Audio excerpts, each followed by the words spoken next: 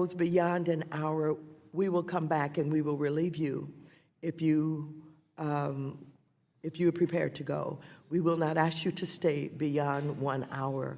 If it is over in 1 hour, we'll come back and we'll continue with the hearing. Otherwise, we will let you know and you can make a decision.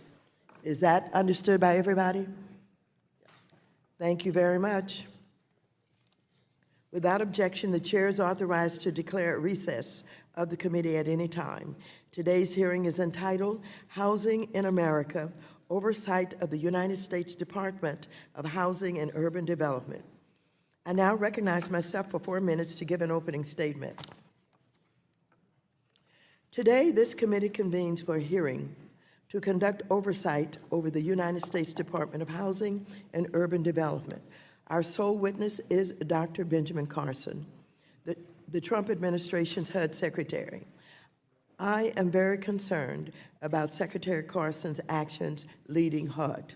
Specifically, under his leadership, HUD has put forth an outrageous plan that would triple rent for the lowest income households and put 1.7 million Americans at risk of eviction and homelessness at a time we were in the midst of a national homelessness and housing affordability crisis. His most recent proposed budget would cut HUD funding by 18%. That budget proposal includes the elimination of new funding for the National Housing Trust Fund and Capital Magnet Fund, essential programs that are in place to increase the supply of affordable housing. As I've said before, what we need is a real investment in affordable housing programs, not senseless budget cuts. Under Secretary Carson's leadership, HUD has diminished and compromised fair housing protections. Secretary Carson has halted the implementation of HUD's affirmatively furthering fair housing rule, which is an important rule finalized by the Obama administration that provides communities with greater clarity on how to help break down residential segregation and barriers to fair housing opportunity. I'm also concerned by the reports about delays in disaster recovery funds reaching Puerto Rico and delays in a HUD office of the Inspector General. Inquiry into the matter due to a lack of timely cooperation by HUD. I was also very troubled by Secretary Carson's recent cruel proposal to terminate housing benefits for families that include individuals with mixed immigration statuses. Of course, existing law prevents federal housing programs from subsidizing individuals with ineligible immigration status. Prorated rental assistance allows mixed immigration status families to remain together while exclusively subsidizing only those family members with eligible status.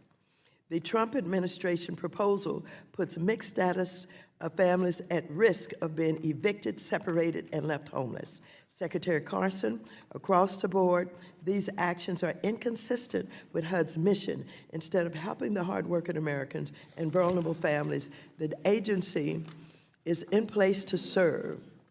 The Trump administration is actively causing harm, striving to make housing less available, affordable, and fair. Today, you will face some tough questions about your leadership decisions and mismanagement of the agency. The chair now recognizes the ranking member of the committee, the gentleman from North Carolina, Mr. McHenry, for 5 minutes for an opening statement. Thank you, Chairwoman Waters. Thank you, Secretary Carson. Thank you for your service and to the American people and in our government. So HUD was created more than 50 years ago by President Lyndon Johnson, who intended the new agency to be a major tool in combating poverty, rebuilding our cities, and making housing more affordable for all. To that end, HUD is involved in several programs, including federal public and Indian housing efforts, community planning and development initiatives, fair housing and equal opportunity enforcement, FHA mortgage insurance, Ginnie Mae securitization of federally guaranteed mortgages, and more recently, disaster recovery efforts. Yet HUD also finds itself at a crossroads. It must meet the 21st century expectations of the American people in a 20th century framework with 19th century technology. This is not a recipe for success. Instead of looking for easy answers to complex problems, Secretary Carson did what Dr. Carson has done countless times before while he was a surgeon. He rolled up his sleeves and set to work to find things, no matter how big the challenge. And there have been challenges. He has implemented reforms to reduce fraud and abuse in how we finance mortgages through FHA and Ginnie Mae. He reversed a decade-long trend by once again hiring a chief financial officer for HUD to protect taxpayers and combat wasteful spending. HUD also stood up for housing when it filed suit in 2018 against the New York City Housing Authority for routinely and flagrantly failing to uphold its legal obligations under the Fair Housing Act of 1937. Until HUD stepped in, the New York City Housing Authority put real people in harm's way, serious harm's way, and then repeatedly misled HUD about its wrongdoings. He also took the fight against housing discrimination into the 21st century by scrutinizing digital ads that may have violated the Fair Housing Act and were modern-day efforts at redlining. Additionally, Secretary Carson has worked to promote the public-private partnership model of advancing social and economic prosperity for all Americans by chairing the Interagency White House Opportunity and Revitalization Council, which works to help distressed communities, stimulate development and entrepreneurship through new tools like opportunity zones. Opportunity zones are a welcome addition in our tax code and are having an impact in our communities, but will have a much stronger impact in the coming decades. I applaud Secretary Carson for his efforts to bring much-needed reform to the agency, including modernizing old programs, updating regulation, knocking down barriers to individual and local investment as well. Last week, I sent a letter to Secretary Carson urging a swift movement on several pending regulations. Finalizing new rules that reflect modern realities on topics like affirmatively furthering fair housing and disparate impact will go a long way to helping local communities and consumers. I welcome you finalizing those rules in a timely manner. The path to reform isn't always smooth. I think there are reasonable questions regarding how HUD communicates information and how it handled the unprecedented amount of disaster aid it administers. I look forward to hearing the Secretary's response to those questions in particular. Like many other federal programs, we must recognize that housing in the 21st century is a partnership between federal, state, and local governments, one that needs to be collaborative for it to be successful. We must do our part to achieve bipartisan results, to help those that are homeless get in sustainable housing. We must do our part to modernize the federal footprint with changes in law, and the executive branch must do its part in changes to regulation to meet these challenges.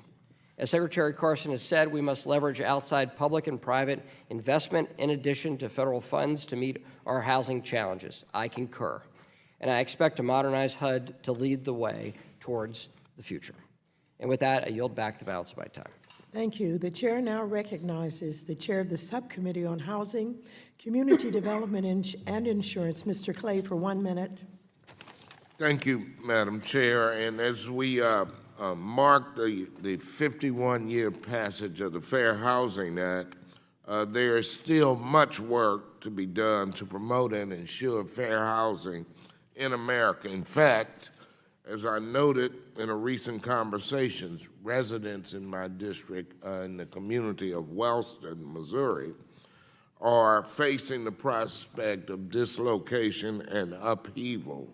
Though we have had conversations, I want to make it clear for the record that I fully expect HUD to follow through on any and all commitments made and work with my staff and me to ensure that the residents have access to affordable housing. And I hope that we can find a solution, such as a grand family development or usage of Section 202 housing. And I stand at the ready to work with HUD. And with that, Madam Chair, I yield back. Thank you. I want to welcome to the committee our witness, Dr. Benjamin S. Carson, Sr., the Secretary of Housing and Urban Development. He has served in his current position since 2017. Mr. Carson has testified before the committee on previous occasions, and I do not believe he needs further introduction. Without objection, your written statement will be made a part of the record. Secretary Carson, you are now recognized for 5 minutes to present your oral testimony. Ranking Member McHenry, and members of the committee. Thank you for the opportunity to appear before you today to discuss housing in America. Let me begin with fair housing. In so many ways, we can't consider our housing markets healthy unless those markets are also fair. In today's interconnected electronic world, discrimination can take less obvious forms. That's why I initiated an investigation into Facebook and 2 months ago charged Facebook with violating the Fair Housing Act by using its social media platform to encourage, enable, and cause housing discrimination. Using a computer to limit a person's housing choices is just as discriminatory as slamming a door in someone's face. This year, HUD is also placing a special focus on protecting the rights of individuals to feel safe and secure in their homes, free from sexual harassment. Turning to housing finance, HUD oversees $1.4 trillion in Federal Housing Administration mortgage insurance and more than $2 trillion in Ginnie Mae mortgage-backed securities.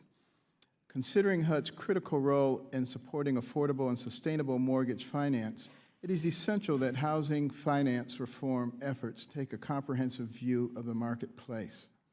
President Trump recently signed a memorandum directing Secretary Mnuchin and myself to develop a housing finance reform plan.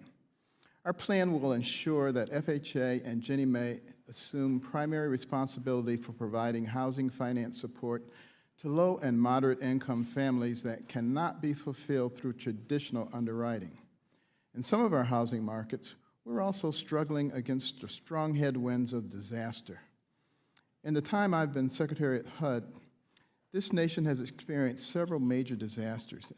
In response, President Trump has signed into law critical emergency funding to support long-term recovery and directed HUD to allocate these resources among the hardest hit states.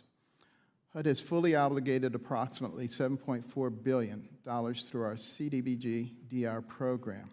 This money can be used today to help rebuild homes, restore businesses, and repair or replace damaged infrastructure. In addition, we have reviewed and approved state and territorial action plans for another $10 billion. Recovering from a major disaster is never easy. I want to assure this committee that HUD is doing everything we can to help every grantee accelerate the pace of recovery. No discussion of housing would be complete without discussing the absence of housing. Homelessness continues to be a vexing problem in this country, but I'm encouraged to report to you that homelessness is not an intractable problem. As a nation, we've managed to cut veterans' homelessness in half since 2010. Homelessness among families with children is down nearly 30%. And chronic homelessness is down more than 16%. Another area where I believe we can make a difference is ensuring that HUD-assisted housing is decent, safe, and healthy. Shortly after I took office, I ordered a wholesale re-examination of how the department conducts inspections of public housing, as well as private housing under Section 8 contract. And we're moving quickly to prevent carbon monoxide poisoning in HUD-assisted housing. Regrettably, there is currently no universal federal requirement that carbon monoxide detectors be installed in all HUD-assisted housing. That's wrong. Whether through regulation or legislation, it is our intention to require working carbon monoxide detectors in HUD-assisted housing, whether state or local law requires it or not. And to assist PHAs with the purchase and installation of carbon monoxide detectors, HUD is providing $5 million for this simple life-saving device.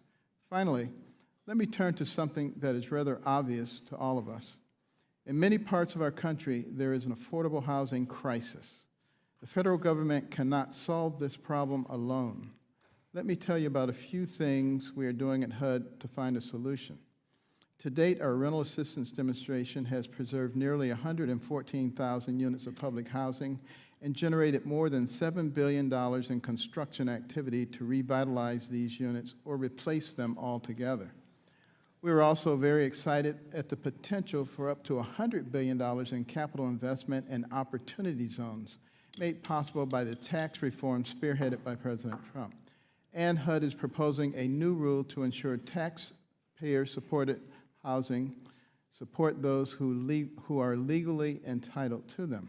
Given the overwhelming demand for our programs, the law requires that we devote ourselves to legal residents who have been waiting, some for many years, to access affordable housing. Before I conclude, I want to thank the many members from both parties who have taken time to meet with me during the past 2 years and who are working every day to find common ground in support of safe, decent, and affordable housing. The work isn't easy, but nothing worthwhile ever is. Thank you. Thank you very much. I now recognize myself for 5 minutes for questions. On April 25th, 2018, you unveiled a proposal that would triple rents for the lowest income HUD residents. Previously, when you testified before this committee, I explained to you that your proposal, what it would mean for a low-income HUD-assisted senior in my district named Larry. He would see an increase in his rent of around $80, and because he lives on a fixed income of just $1,015, this would be devastating for him. You demonstrated that you did not fully understand the impact of your proposal when you responded to my question by saying that you did not think it was, quote, a typical situation, quote unquote. But according to the Center on Budget and Policy Priorities, the average rent increase for seniors under your proposal would be $83 or a 30% increase.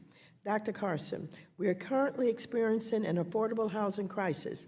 But again this year, you propose the same rent increases in HUD's 2020 budget request. I cannot understand why you would make a family choose between eating or staying housed. Do you understand the impacts of your proposal, and do you continue to defend it? Well, first of all, thank you for the work that you've done on behalf of poor people in our country. As far as our proposal is concerned, we're talking about increasing rent for the people who pay the minimum rent, and we've protected the elderly and the disabled, hold them completely harmless in that regard. People who pay $25 to $50 a month have been asked to contribute more in order to help sustain the program, and also to encourage them to go out and seek employment. We're talking about work-able people. We're not talking about people who have to take care of others or have young children. We're talking about people who have perfectly healthy bodies and have Before you opportunities continue available to them to work. Mr. Secretary, have you determined for those who you're asking an increase, what their income is and where the money would come from? Are these people on fixed incomes, some of them? We have made a provision, a hardship provision for anybody who's incapable of doing that. But this is What about fixed incomes? People on fixed incomes, are they asked to increase, to pay an increase in rent? We have made provisions for anybody who cannot meet the income that we've asked for. But we've also, this is part of a comprehensive program. The rent proposal is to start the discussion. We need to have a discussion with the lawmakers on what to do because we have so many perverse incentives in place. For instance, you know, if you make more money, you have to report that so your rent can go up. That's a ridiculous thing. Okay, You bring Mr. somebody Secretary, into the the household- example you gave was a senior, not a work-able, that I gave was not a work-able household.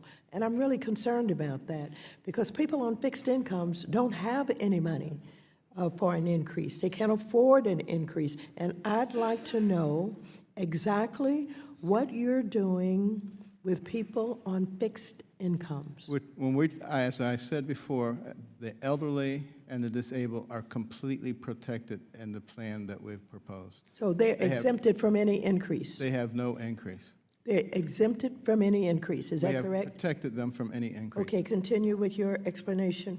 And as I was saying, if you make more money, you're penalized for that. If you bring another income-producing person into your environment, you're penalized for that. You have to report that so your rent can be raised. Don't even think about getting married. You probably lose all of your subsidies altogether. These kinds of things have been in our system for a long time. This is all part of a comprehensive I plan hate to in keep order to interrupting change you, that but I scenario. just got another fact. The average rent increase for a household headed by a person with a disability is a 26% increase. Are you saying this is incorrect? I'm saying that we have protected the elderly and the disabled from increases. I really don't know what that means. That means they're not going to be increased. But the other thing that I hope you just heard me say, this is to start the conversation about something that is a chronic, persistent problem. We have to come up with better, more efficient ways so that we don't leave people in situations where they become Thank dependent. you, Mr. Chairman. My time has expired, but we can have a discussion all we want about rate increases. If they are not affordable, if they're seniors, if they're on disability, the discussion does them no good. And I am very concerned about that. And with that, the gentleman from North Carolina, Ranking Member Mr. McHenry, is recognized for 5 minutes. Thank you, Secretary Carson. During your time at HUD, you've been willing to take on a few tough fights. And I want to speak to the example of the suit that, under your direction and leadership, HUD filed against the New York City Housing Authority, which is the largest housing authority in America. It's the largest housing authority not just in the United States, but in North America. Your lawsuit was about the deplorable conditions of its housing units.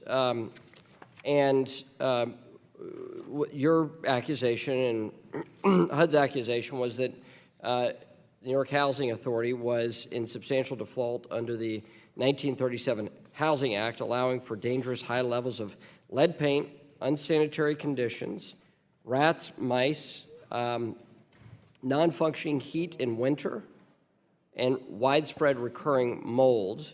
In short, things were so bad in so many New York City housing authorities units that at least 19 children were found to have elevated blood lead levels.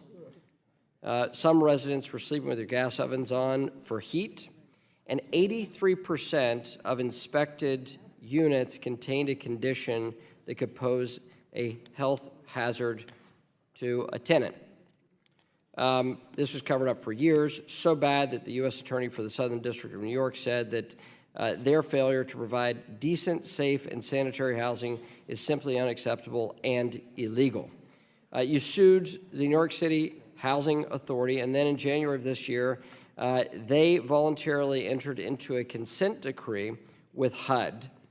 So can you walk us through that and the steps that are being taken going forward? Yes, well... so that we can keep children and those that are in these units safe and healthy. Yes, we were very concerned, particularly about the lead situation and the number of children who have been affected. Lead poisoning for a child is devastating, not only acutely, but it has a lifelong impact. And not only does it decrease their abilities, but it's very costly to society in terms of their potential. But in the case of NYCHA, the New York City Housing Authority, they had been prevaricating about what they were doing during their inspections, covering it up completely. And in addition to that, allowing mold to fester, which was causing a lot of problems with asthma, which has a very substantial medical cost to it as well. Not having up protected barriers where they need to be, trip hazards, elevators that weren't working. I mean, it was a total disaster. And In situations like that, in the past, you know, HUD has frequently taken places into receivership. I've not taken any place into receivership since I've been here, because in looking over the history of that, it's not turned out particularly well in all cases, and decided that we really would work with the city, the mayor and myself, who come from very different political places, decided we would put aside the political differences and concentrate on the people and what could be done in order to help the people of NYCHA. We decided to put a monitor in, a federal monitor who has much experience in that case. We put in measurements that have to be met and times when they have to be met, and we are proceeding along that line. A CEO is in the process of being selected now. And we are going to keep a very close eye on it, and we are going to hold them to the metrics that have been put in place. Because, again, no one deserves to live in that setting.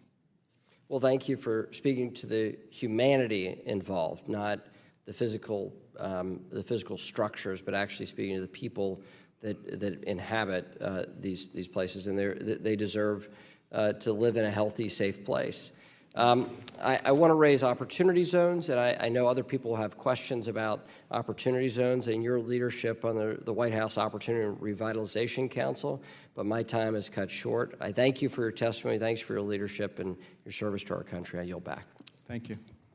The gentlewoman from New York, Mrs. Maloney, who is also the chair for the Subcommittee on Investor Protection, Entrepreneurship, and Capital Markets, is recognized for 5 minutes. Thank you, Madam Chair. Mr. Secretary, the D in HUD does not stand for deportation. I'm afraid that a recent proposal of yours will bring nothing but despair to thousands of American families by throwing children out of their homes. Simply put, we cannot create affordable housing for Americans by throwing other Americans out into the street with no place to go. I am very proud to represent Queensbridge Houses, which is the largest public housing complex in the entire country, along with many other public housing complexes. So I've been working with public housing tenants since 1981, standing up for tenants' rights, fighting against spending cuts, and exposing and ending corrupt mob contracts. But your plan to create vacancies by making 55,000 American children homeless is among the most damaging proposals I have ever seen in public policy, and quite frankly, I find it despicable. You know that the current laws already prohibit federal housing programs from subsidizing undocumented immigrants. Individuals who are not eligible for housing assistance do not receive subsidies. By evicting mixed-status households, you will rip apart families and be throwing children onto the street. And where will the 55,000 children go? Where will they live?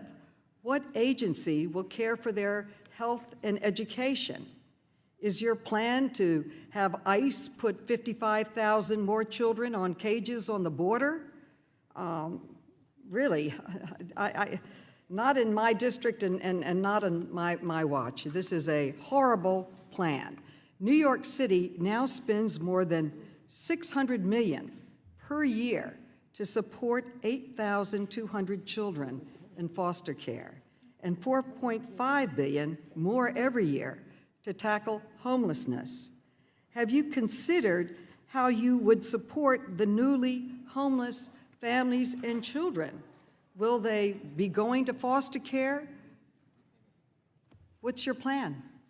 Well, first of all, thank you for the work that you've done on behalf of the people, and I appreciated our visit in New York. Thank you. You know, as far as what we're doing with housing, the law that has been provided through Congress states very specifically that the Secretary of HUD may not provide housing assistance to people who are here illegally.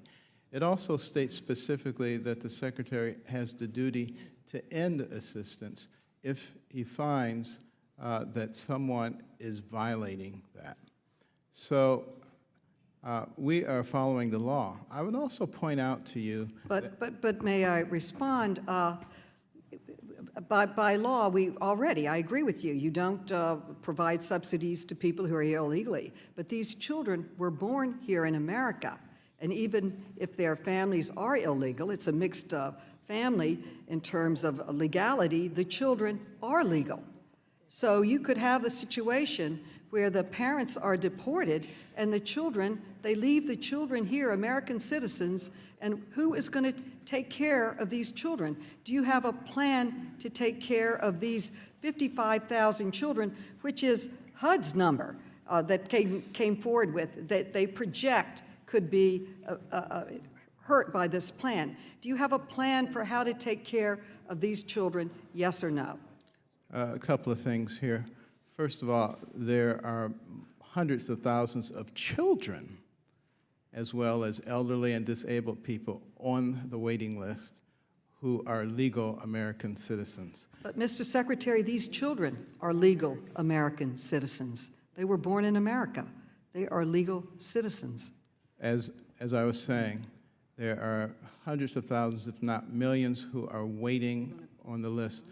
Do you suggest that we prioritize people who are You're going to pick illegal one situation? American citizen over another. Again, and these if- children are American citizens. They are legal. And what is your plan to take care of them? Well, if you If read you- the rule carefully, you will see that it provides a 6-month deferral on request if they have not found another place to live. And that can be renewed 2 times for a total of 18 months, which is plenty of time for Congress to engage in comprehensive immigration reform so that this becomes a moot point, as does the DACA situation and 100 other things. How in the world can you put forward a plan that could The leave gentleman's time has 55,000 children homeless? The gentlewoman from Missouri, Ms. Wagner, is recognized for 5 minutes. I thank the chairwoman. I thank Secretary Carson for his testimony today and for his service. Would you like a minute, sir? Any more time to respond? Thank you very much. The fact of the matter is, Congress has the responsibility for making the laws that govern this, and they have the ability to change that. And if, in fact, you want to explain to the American citizens who've been on the wait list for several years in your district in New York, why we should continue to support families that are not here legally, I would be happy to join you in helping to explain that to them. Thank you, and I'm glad you could finish your answer. Congressman Al Green and I have written and worked on legislation that addresses major challenges facing the disaster relief funding process at HUD. According to numerous IG reports and a hearing that the Financial Services Oversight and Investigations Committee held in March, major issues have been identified with the Community Development Block Grant Disaster Recovery Program. Some of the difficulties identified are the potential duplication of benefits, slow disbursement of disaster-related funding, and delays in funding for low and moderate income citizens. While HUD has become a primary provider of disaster recovery, this program is not codified in statute. HUD uses more than 60 Federal Register notices to issue clarifying guidance, waivers, and alternative requirements to oversee at least 113 active disaster recovery grants, which totaled more than $47 billion as of last year. Codifying the CDBG-DR program would provide a framework for future disasters, reduce the over-reliance on Federal Register notices for each disaster, and speed delivery of disaster assistance to grantees and disaster victims.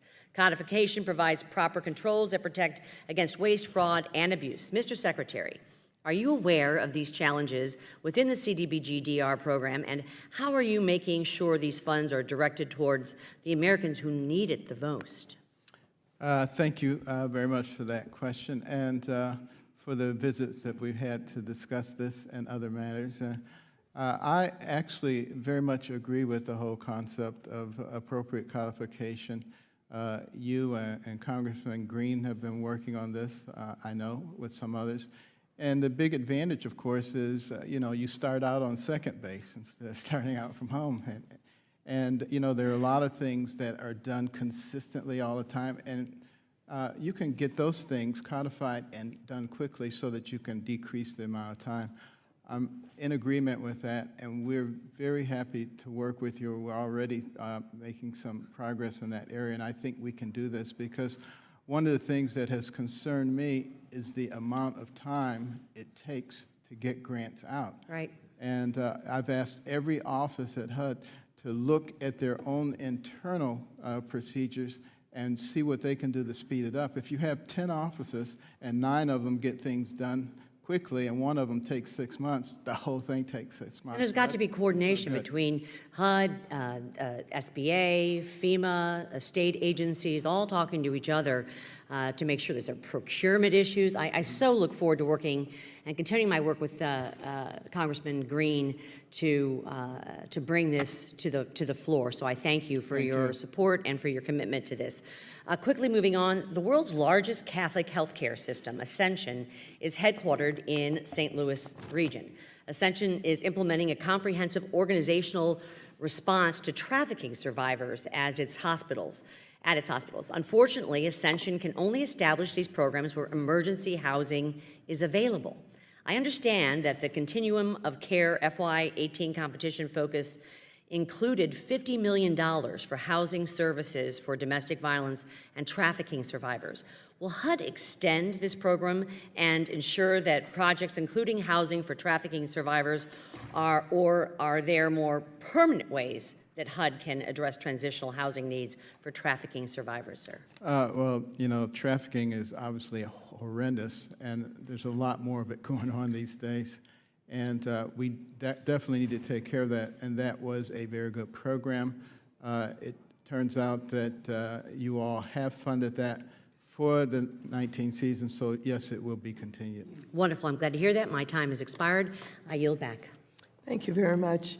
The gentlewoman from New York, Ms. Velasquez, is recognized for 5 minutes. Thank you, Madam Chair. Secretary Carson, in defending HUD's recently proposed immigration rule, you released the following statement: there is an affordable housing crisis in this country, and we need to make certain our scarce public resources help those who are legally entitled to it. Secretary, do you know how many people are in the waiting list for public housing and Section 8 vouchers? In your district, you mean? No, nationwide.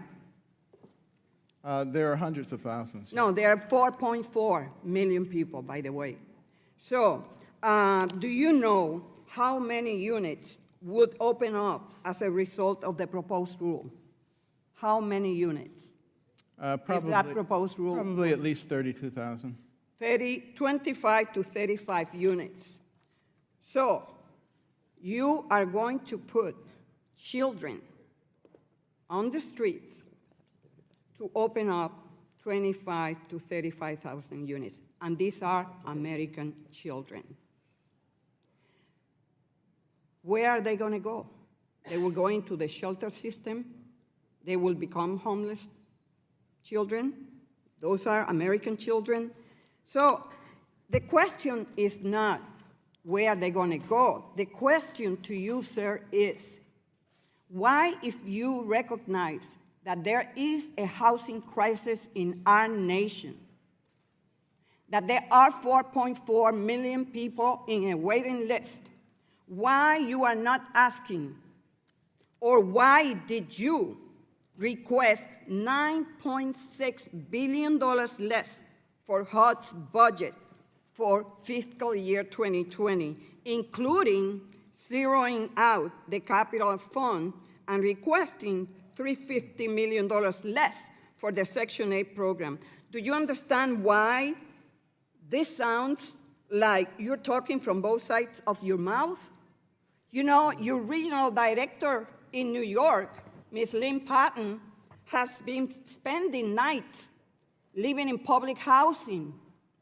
But apparently she forgot to talk to you because this budget request doesn't reconcile what she's seeing on the ground. And I found it hypocritical that people come here and talk about the situation of public housing in New York,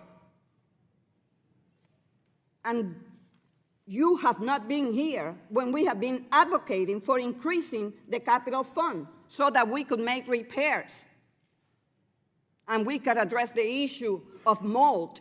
In fact, when you went to the hearings, confirmation hearings in the Senate side, you said that as a doctor, you will want to take care of the children in public housing, the health of children in public housing. Sir, this budget is shameful. It's immoral. It fails American citizens just for the sake of scoring political points. So, did you have any conversations about this proposed rule with the staff at the White House, including Senior Advisor Stephen Miller or Acting White House Chief of Staff Mick Mulvaney? Did you? We have conversations all the time about many of our policies. And did you consult with any national affordable housing organizations, tenant rights, or immigration groups? We have conversations with such groups all the time. Did you have conversation with the largest New York City public housing authority in the nation, New York? Did you? I think what is important is what are we going to do about the problem? That would make a lot more sense. Reclaiming my time. You know, don't sit there, sir, and say about a national conversation. We need to have a national conversation about homelessness in our nation, about the disrepair of public housing in our nation. You know what it takes? It takes money. It takes the budget. You have created this crisis by the disinvestment that have taken place in public housing in our nation. We have a very substantial affordable housing crisis, and there are two ways to approach it. Continue to throw money at it, which has been done for a long time without solving the problem, or ask yourself, why do you have that problem of escalating prices? I can say more about that. I yield back the balance of my time. The gentleman from Florida, Mr. Posey, is recognized for 5 minutes. Thank you, Madam Chair. Mr. Secretary, they continue to ask you questions and not allow you time to answer them. I mean, that's pretty selfish, pretty bad behavior. So if you want any time to answer anything, you just give me a thumbs up and I'll yield time. Thank you. I appreciate that. I mean, it does seem a little What did you silly to say? have a hearing where you ask them on a question and you can't answer it. It seems like more of a platform to Would the make a gentleman speech. yield? But at any rate, No, You call me selfish I yield. by fighting I here didn't for call you- children in America? Shame Madam on you. Chair, order, please. Order, Dr. please. Carson has my time. Mr. Posey. now, in terms of affordable housing crisis, we have to ask ourselves, why is there an affordable housing crisis in a country like ours? There are so many regulatory issues and zoning restrictions that add to the cost. For a new construction single-family home now, we're talking 25 to 27%. For multifamily construction, we're talking 32.1% up to 42% in a quarter of cases. Unless we begin to tackle the things that are driving these prices, we're just chasing our tails by just saying we got to throw more money at it. We have to analyze these things carefully. We have to use our brains. We have to think logically rather than just emotionally if we're going to solve these problems. And they can be solved if we work together, rather than making everything into a political platform and trying to score points. Well stated, Mr. Secretary, and I'm saddened to see you come here only to be bullied and berated for not breaking the law, actually. And I don't know, if they were suggesting that you should separate these children from their families as a way to comply. I don't know if that's their suggestion, but it's off-the-wall thinking, and I respect you for following the law. All of us here should be impressed that HUD's 2020 budget request continues the federal goal to prevent and end homelessness by sinking nearly $2.6 billion to support thousands of local housing and service programs assisting the homeless. And while, you know, a lot of the people up here do a lot of talking, you've actually been doing a lot of work, and you've actually been accomplishing things. And I want you to know that a lot of people do recognize that and appreciate it. Your list of accomplishments is extraordinary, just like the track record of your personal life. And we're pleased that you have chosen to dedicate your clearly superior intellect and desire to help other people in a position that you are. I just can't imagine that you're willing to put yourself and your family through this, but we're so grateful that you are willing to do that. Thank you. Mr. Secretary, I've been a vocal supporter of easing restrictions on FHA loans for condominiums. Written you a letter before with Mr. Cleaver from the other side. Could you give us an update on where that is? Yeah, the condominium issue is a sticky issue. It's very complex, fraught with risk. And we've been doing a very in-depth analysis, working with it, have submitted new rules for it that has gone over to OMB, and we expect to have the final rules on condominiums out by this fall. Oh, that's great. Thank you, sir. Also, we recently discussed your recent proposed rules issued under Section 3 of the HUD Act of 68. Just wonder if you could share with us the important improvements you've made. Yes, Section 3 is an extremely important part of the Housing Act because it requires that if you're getting HUD money, that you have to hire, train, or give contracts to the low-income people in the area. It's been largely ignored because it's so encumbered with regulatory requirements that nobody wants to use it. So we've done an in-depth analysis of it, removed a lot of those encumbrances, added incentives, and the new rules for Section 3 will be coming out this summer. Excellent.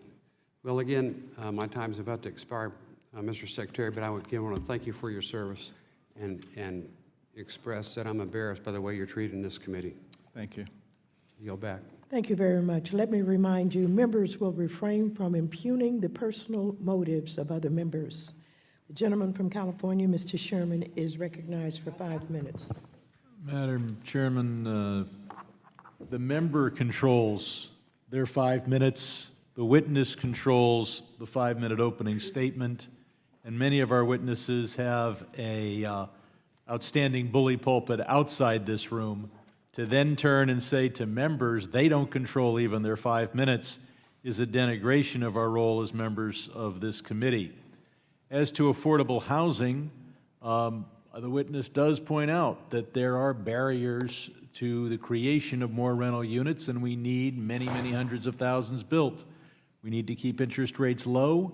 Zoning in most cities makes it impossible to build rental housing in neighborhoods where people are not poor. And we can say we don't discriminate against poor people, we just discriminate against people who don't want to live 6 families to the acre or 4 families to the acre. You cannot build affordable rental housing 6 families to the acre.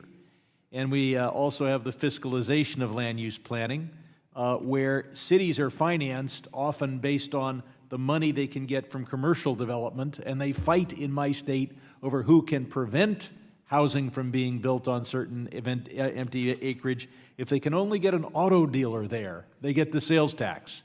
So the fiscalization of land use planning also keeps cities from allowing rental housing to be built.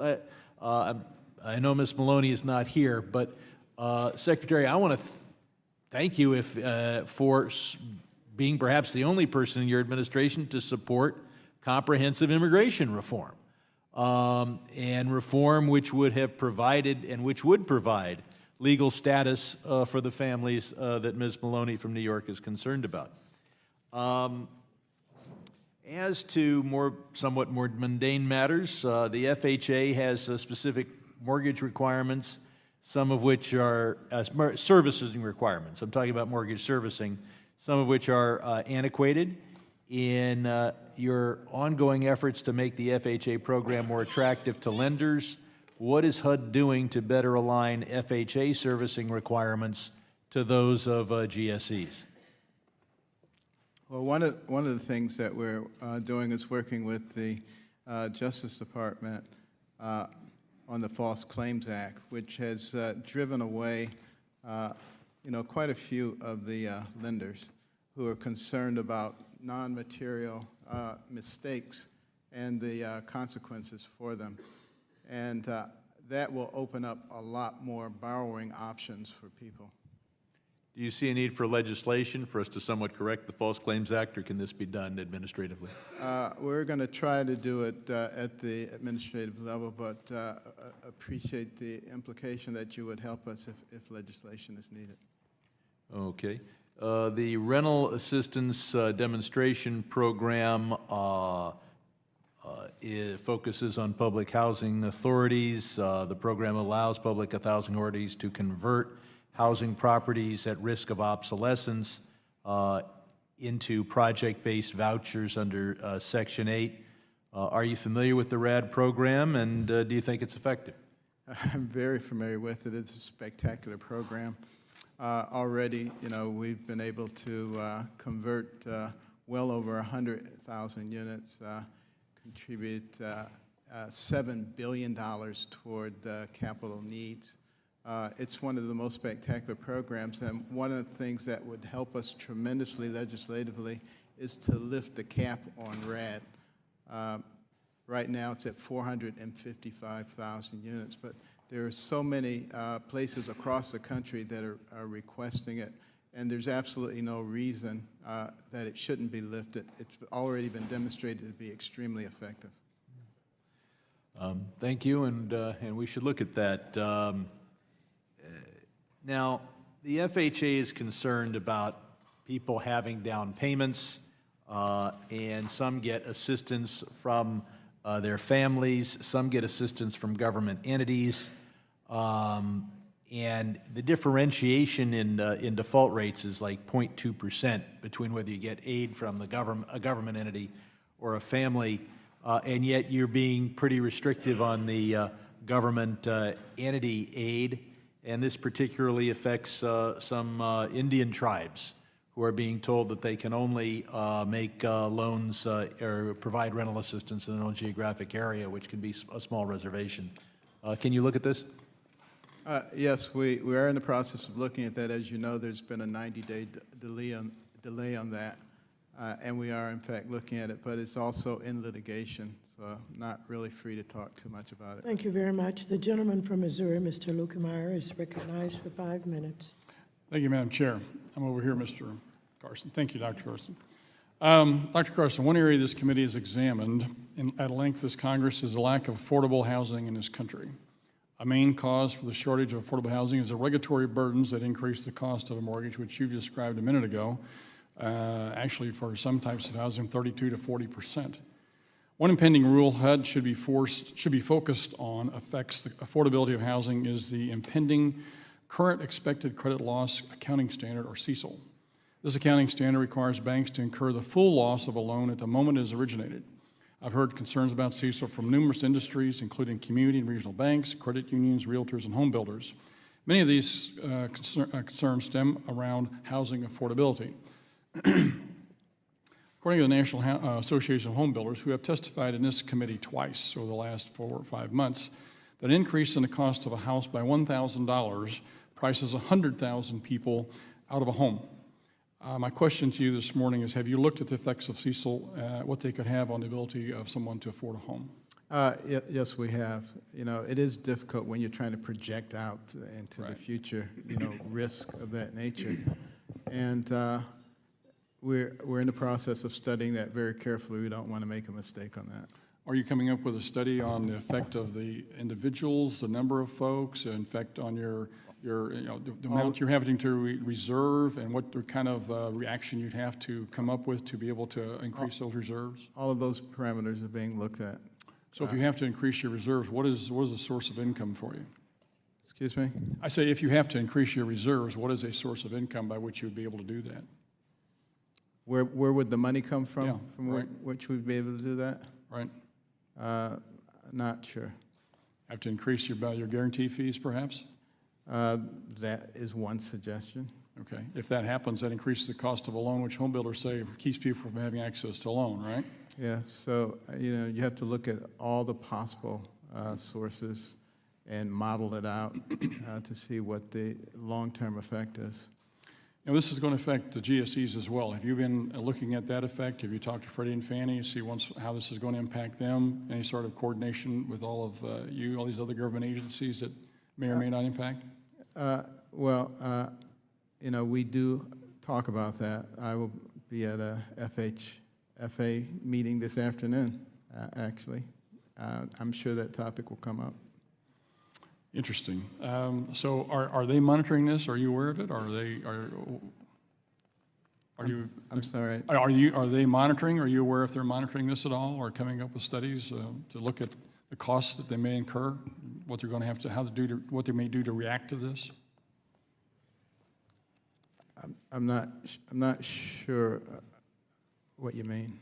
Okay, well, I mean, in your communications with them, are they looking at how to increase the reserves? Are they going to borrow money from the Treasury? Are they going to increase the guarantee fees, or have you discussed that at all with them, or is that part of the meeting this afternoon? They are looking at how do they backstop themselves. Right now, in conservatorship, they don't have to worry about that.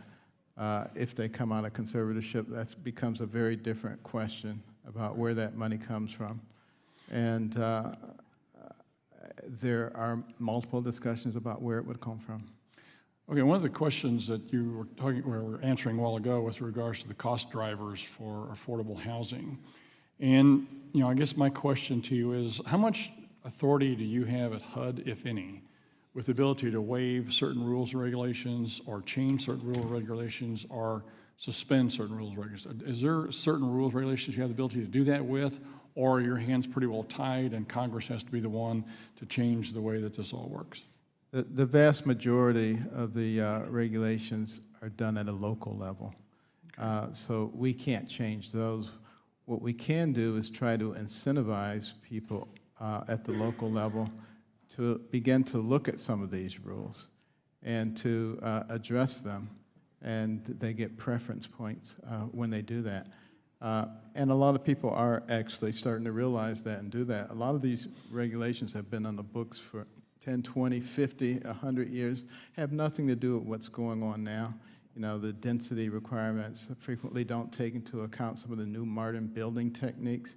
And, as far as the whole affordability issue is concerned, in addition to financial issues, we have to look at modern technologies that have come to the fore. And I can continue that at some point. My time's expired. Thank you very much for your service, sir.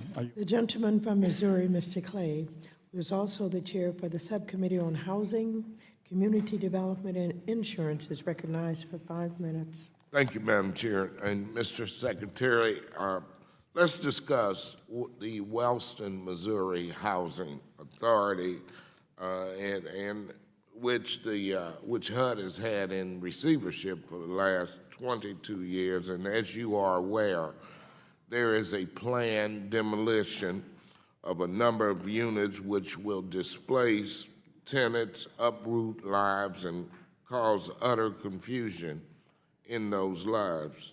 Children will be forced to change schools, and some parents will have drastic changes to their life and work schedules. As you know, we are looking at several options which we have discussed, including the grand families concept and Section 202 housing. Could you please walk us through a displacement such as this and tell us what does HUD do to serve the affordable housing needs of these residents and ensure that they have access to safe, affordable, and modern housing? All right. Well, thank you for that question, and thank you for the times that we've had a chance to discuss this and to visit in your district, where the people seem to like you very much.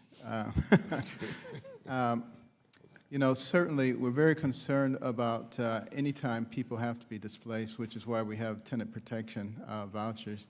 Not only do we provide those, but we provide relocation services to help those individuals to be able to adjust. And in some cases, you know, they end up finding places that they like considerably better, and they don't even want to come back after the problem has been rectified. But we do want to give them those choices. We also have been working very vigorously with the housing choice vouchers to make them more palatable, because there are many places where landlords won't accept them. And we've done some studies to find out why they won't accept them. Some of them are really quite interesting. For instance, in San Diego, there was great resistance. And then the city guaranteed all the landlords that they would repair any damage that was done, because the landlords were afraid that these Section 8 people would destroy their property. Cost the city almost nothing, because people were not destroying their property. They're going to destroy their property. They've been waiting for a long time to get this voucher. They're not going to do that. But sometimes you have to fight the perception, and that was done. But there are lots of other things that impact that.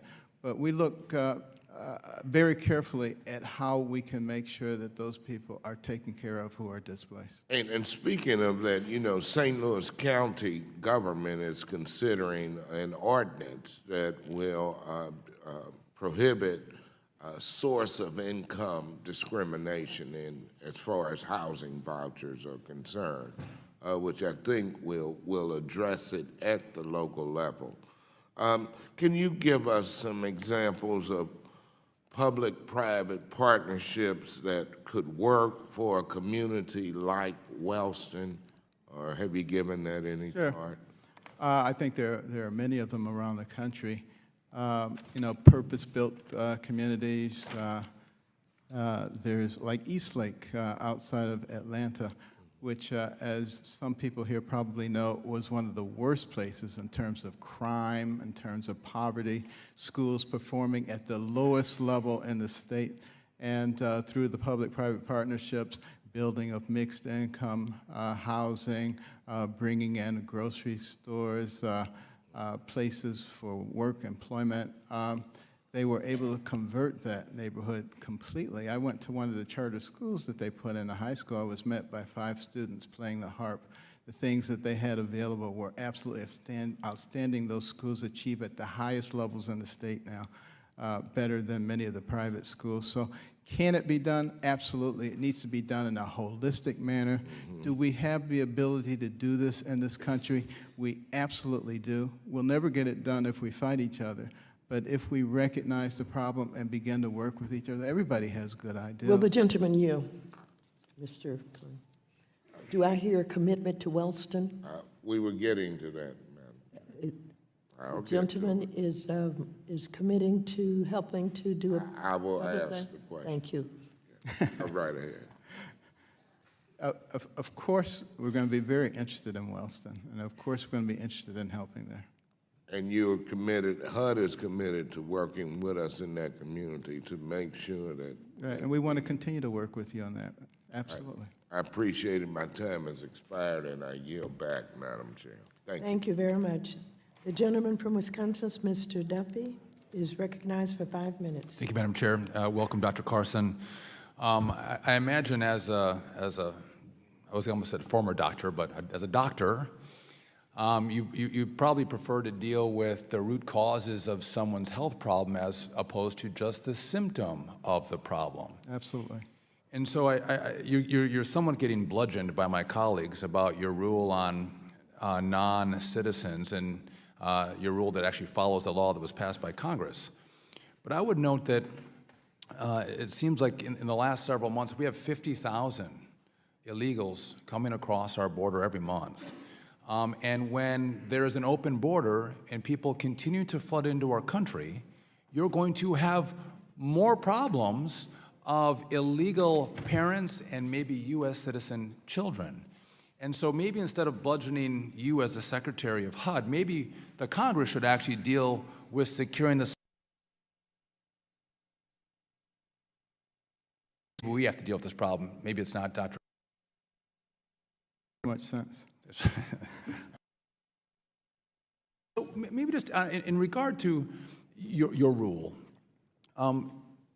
you're basically saying, I'm going to follow the law and I'm going to let U.S. citizens take a priority in housing that comes from HUD. Is that right? That's correct, although I'm open.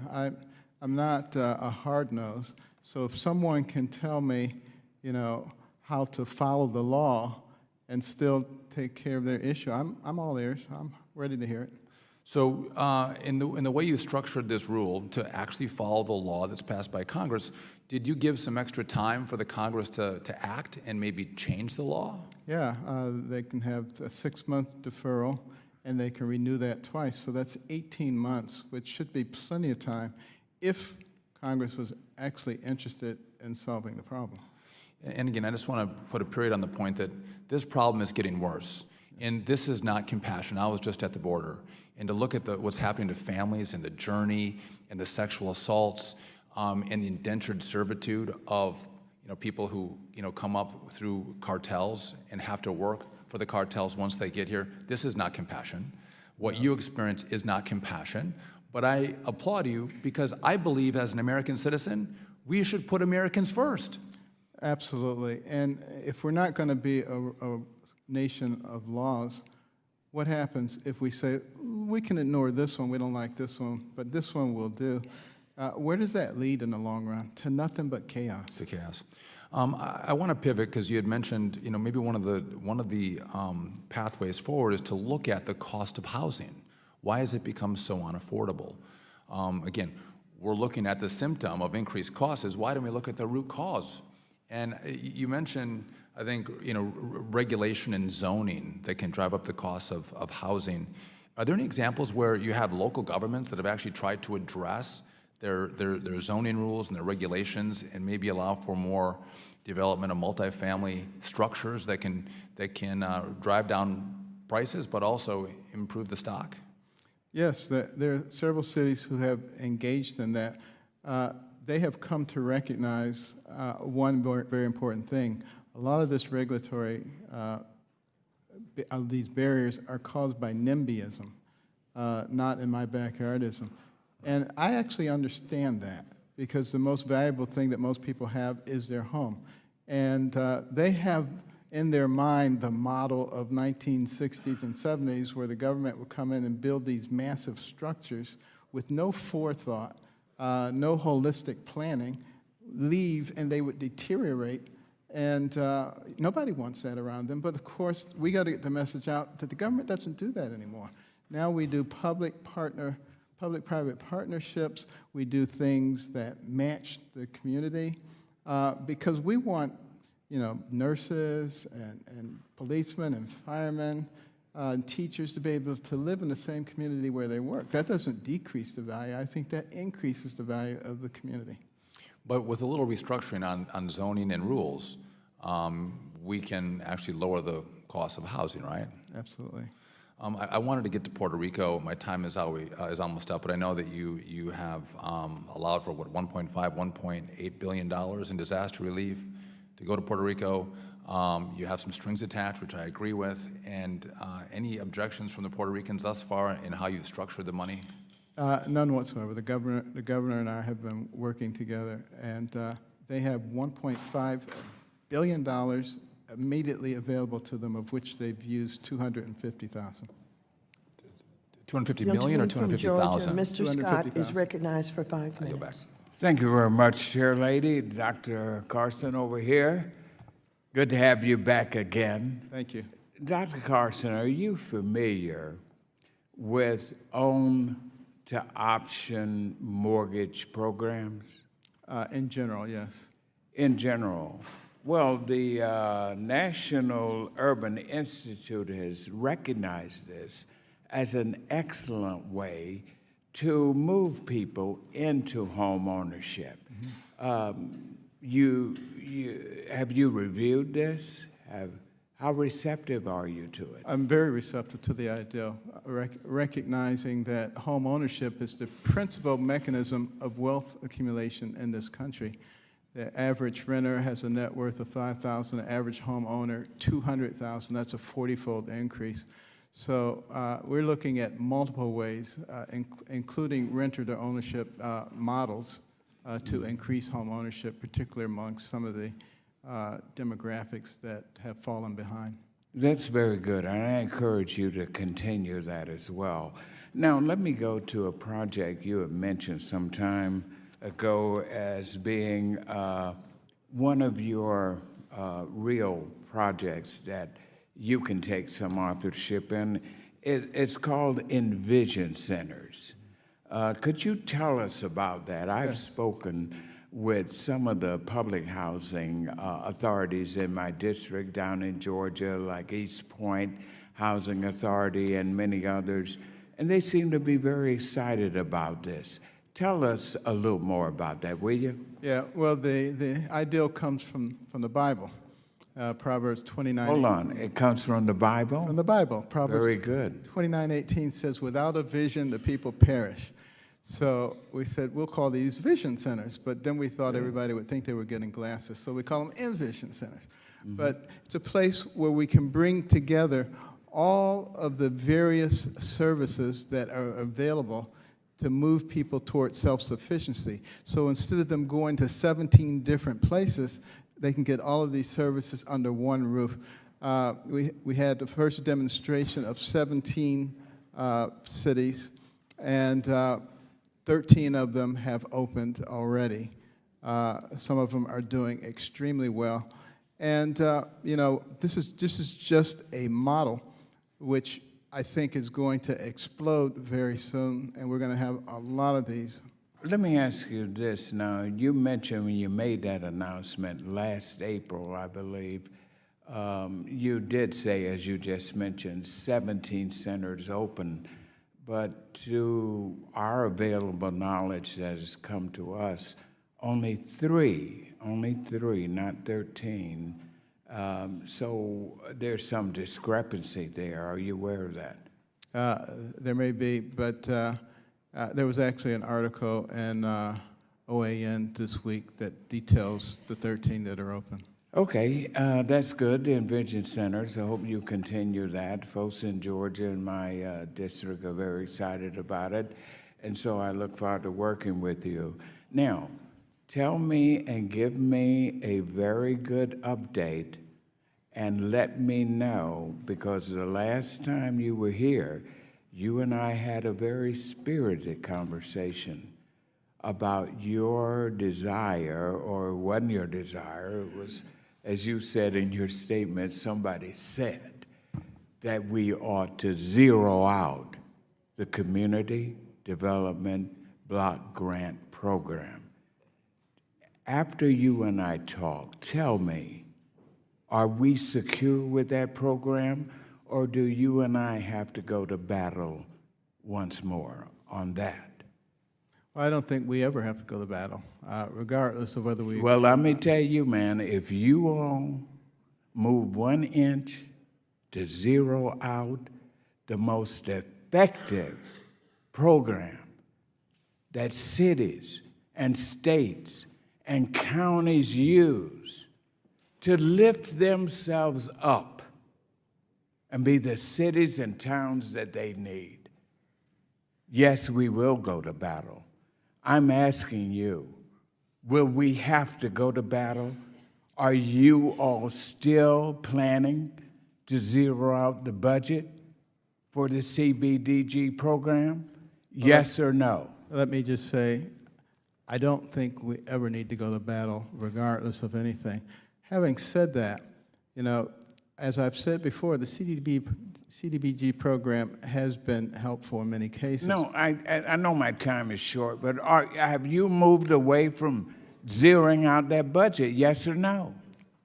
It's not a yes or no question. Yes, it is. You just want to make it into a battle. It doesn't need to be a No, I battle. want a yes or no answer. You're either going to do it or you're not.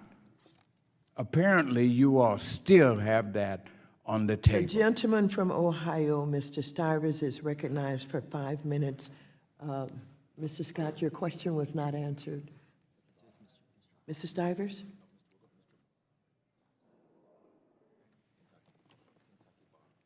Mr. Barr, the gentleman from Kentucky, is recognized for 5 minutes. Thank you, Madam Chairwoman. And Secretary, thanks for being back in front of our committee, and I think you're doing a great job. I appreciate the good work that you're doing despite some of the criticism that you're receiving here today, and I applaud you and this administration from breaking from the tired old past, the old ways of doing things where you just threw money at welfare programs and expected to cure poverty. Well, we know after $20 trillion since the war on poverty was declared in 1964, that didn't work. But what is working is the Trump economy. What is working is tax cuts and deregulation. We have the lowest unemployment in 50 years. We have the lowest unemployment among African Americans, Hispanic Americans, in 50 years of all time for those categories. We see wages rising faster today than we did since before the Great Recession. We're seeing jobs being created, more people getting off of food stamps, more people moving into self-sufficiency. So opportunity zones and these policies are producing growth and lifting people out of poverty and away from government dependency, and I applaud you for that. Secretary Carson, I want to thank you for taking time to come to Kentucky and visiting St. James Place and the Hope Center, and the work that the people are doing there, the nonprofit community, the faith-based groups that are working with people who are recovering from addiction. And as we discussed on your visit, the opioid crisis has hit Kentucky very hard. This issue has had a tragic impact on countless families across our state and across the country. According to the National Institute on Drug Abuse, every day more than 130 people in the United States are dying as a result of opioid overdoses, not just pills, but heroin and fentanyl as well. Last Congress, as you know, we passed H.R. 6 to help combat the opioid epidemic, and included in this legislation was a bill that I introduced, the Career Act. When fully implemented by your agency, this legislation will create a pilot program to help individuals in their recovery from substance abuse disorder to secure stable transitional housing and job training. And I want to thank you and HUD for taking the first step towards implementation of this program with the publication of a funding formula in March. That said, as I indicated, 130 deaths a day. We've got to move these pilots forward as expeditiously as possible. Is it possible for HUD to move forward with this pilot in this fiscal year?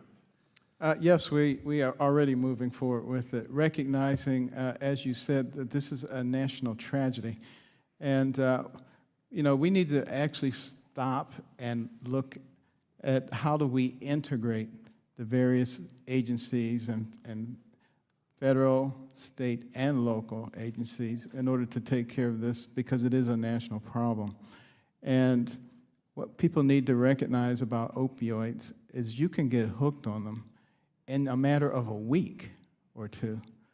But changes that occur in the brain frequently take 12 to 18 months to correct. So unless you're involved in an ongoing program, you're probably not going to be successful. You're going to have relapses, and then that continues to drive the cost. So we really need to have a much more comprehensive way that we look at it. The career program is going to help us do that. Well, thank you for your leadership and working with us to move that program forward as quickly as possible so that we can save lives and move folks out of recovery and into long-term jobs and a life addiction-free life.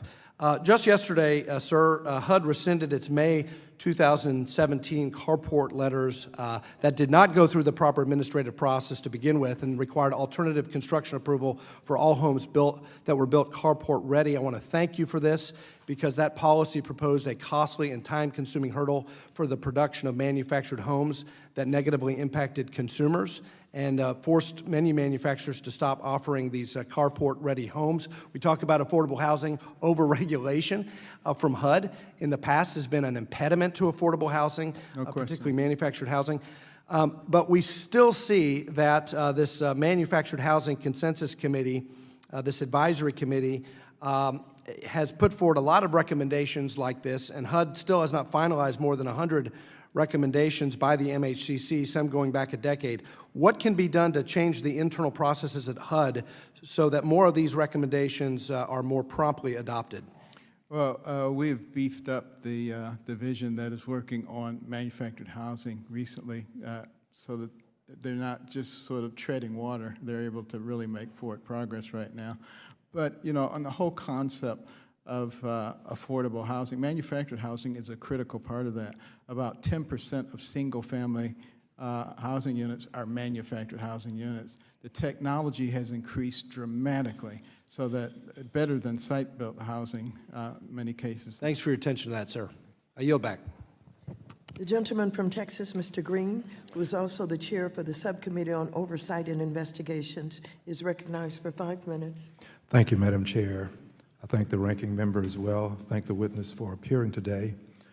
And I'd like to also thank Ms. Wagner. She initially called to my attention this CDBG-DR program, the possibility of getting something done, and she and I have worked together to try to perfect it to the extent that it can be perfected, so I'm grateful to her. I'm also grateful to the staffs for working on this. While she and I presented concepts, the staff actually worked together to make sure that our ideals were achieved to the extent that they can be. So let's just talk for just a moment about the time that you mentioned earlier with the CDBG-DR, disaster relief, for edification purposes for persons who may be listening and not privy to information about this. This program is something that comes into being after we've had a disaster, and we currently reinvent the wheel each and every time. We don't always have the institutional knowledge available to us. People move on, and we sometimes have to not only reinvent the wheel, we have to reinvent some of the various components. It would be a good thing, in my opinion, to codify this program. Can you speak briefly to the timeline and how the timeline could be benefited by codification? Yes. There's no question that particularly early on after a disaster, some of the coordination that has to occur between small business, FEMA, and HUD is duplicative. And there are ways that we can streamline that process. And then some of the basic things that have to be done in order to get the grant money out is absolutely the same thing over and over again. And that's what I meant when I said, you know, if we can get those things codified, we can start out on second base on our way home rather than having to go completely around the whole thing. So what you're talking about makes 100% sense, and I'm 100% in agreement with it, and we're going to be continuing to work with your group to make sure it gets done. Thank you for the announcement of support. Let's move to HR 123, which is the FHA Additional Credit Pilot Program. There are many people who are first-time home buyers who have thin credit, but they do pay utilities, light bill, gas bill, water bill, phone bill, and they do this religiously. They're not late, but these things are not always scored. It can be done on an individual case-by-case basis. This is important not only to the person who may be able to purchase a home, but it's also important to the rest of us, because when that home is purchased, washers and dryers and curtains and other things are purchased that will impact the economy. I'm hopeful that you'll be able to support FHA Additional Credit Pilot Program. Doesn't mean that other credit options that are scored will cease to be scored. This is not a substitute, it's in addition to. Would you comment, please, on this program and the possibility of your supporting it? Well, there's no question that some people come with a very thin credit record, and they're placed at a very significant disadvantage.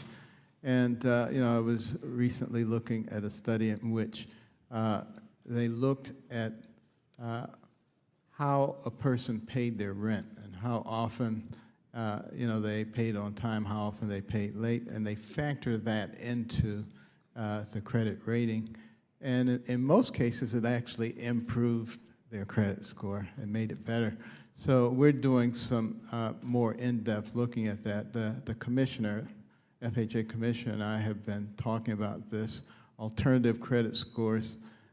Again, recognizing that it has to be done a responsible way, because you remember before the housing crisis, people were going through some things that weren't quite legitimate and put a lot of people into houses that they could not afford. And as a result of that, they lost the house, they lost their credit, and they lost their future opportunities. We certainly don't want to get into that situation, so we will study it carefully. But I'm very open to that alternative credit, and I appreciate you're working on that. I thank you and look forward to our continued work to bring these two programs to fruition. Thank you, Madam Chair. The gentleman from Colorado, Mr. Tipton, is recognized for 5 minutes. Thank you, Madam Chair, and Ms. Secretary, thank you for being here, and I appreciate the comments you've made so far today. Did want to bring up some local issues for us in Colorado. Had the opportunity to be able to visit with some of our local housing authorities, and in Colorado, they've been indicating that it seems that HUD has a one-size-fits-all approach to its guidelines. One program I've heard to be particularly challenging for some of the smaller housing authorities is the Real Estate Assessment Center program. They've been suggesting that the inspection guidelines are stringent, difficult to be able to meet, especially in physical inspection demand by the staff who need to be able to visit multiple scattered sites. The GAO recently released a list of recommendations to be able to improve the physical inspection program process and oversight for the inspectors. Has your department reviewed some of these recommendations and considered including them into the execution of the program? Yes, and this is an area that has really captured my interest because, I was so interested when I came in and found people getting passing REACT scores in places that I wouldn't want a dog to live in, and vice versa. It just made absolutely no sense, and it was so inconsistent. So we're doing a top-to-bottom analysis of the whole REACT scoring process, changing it.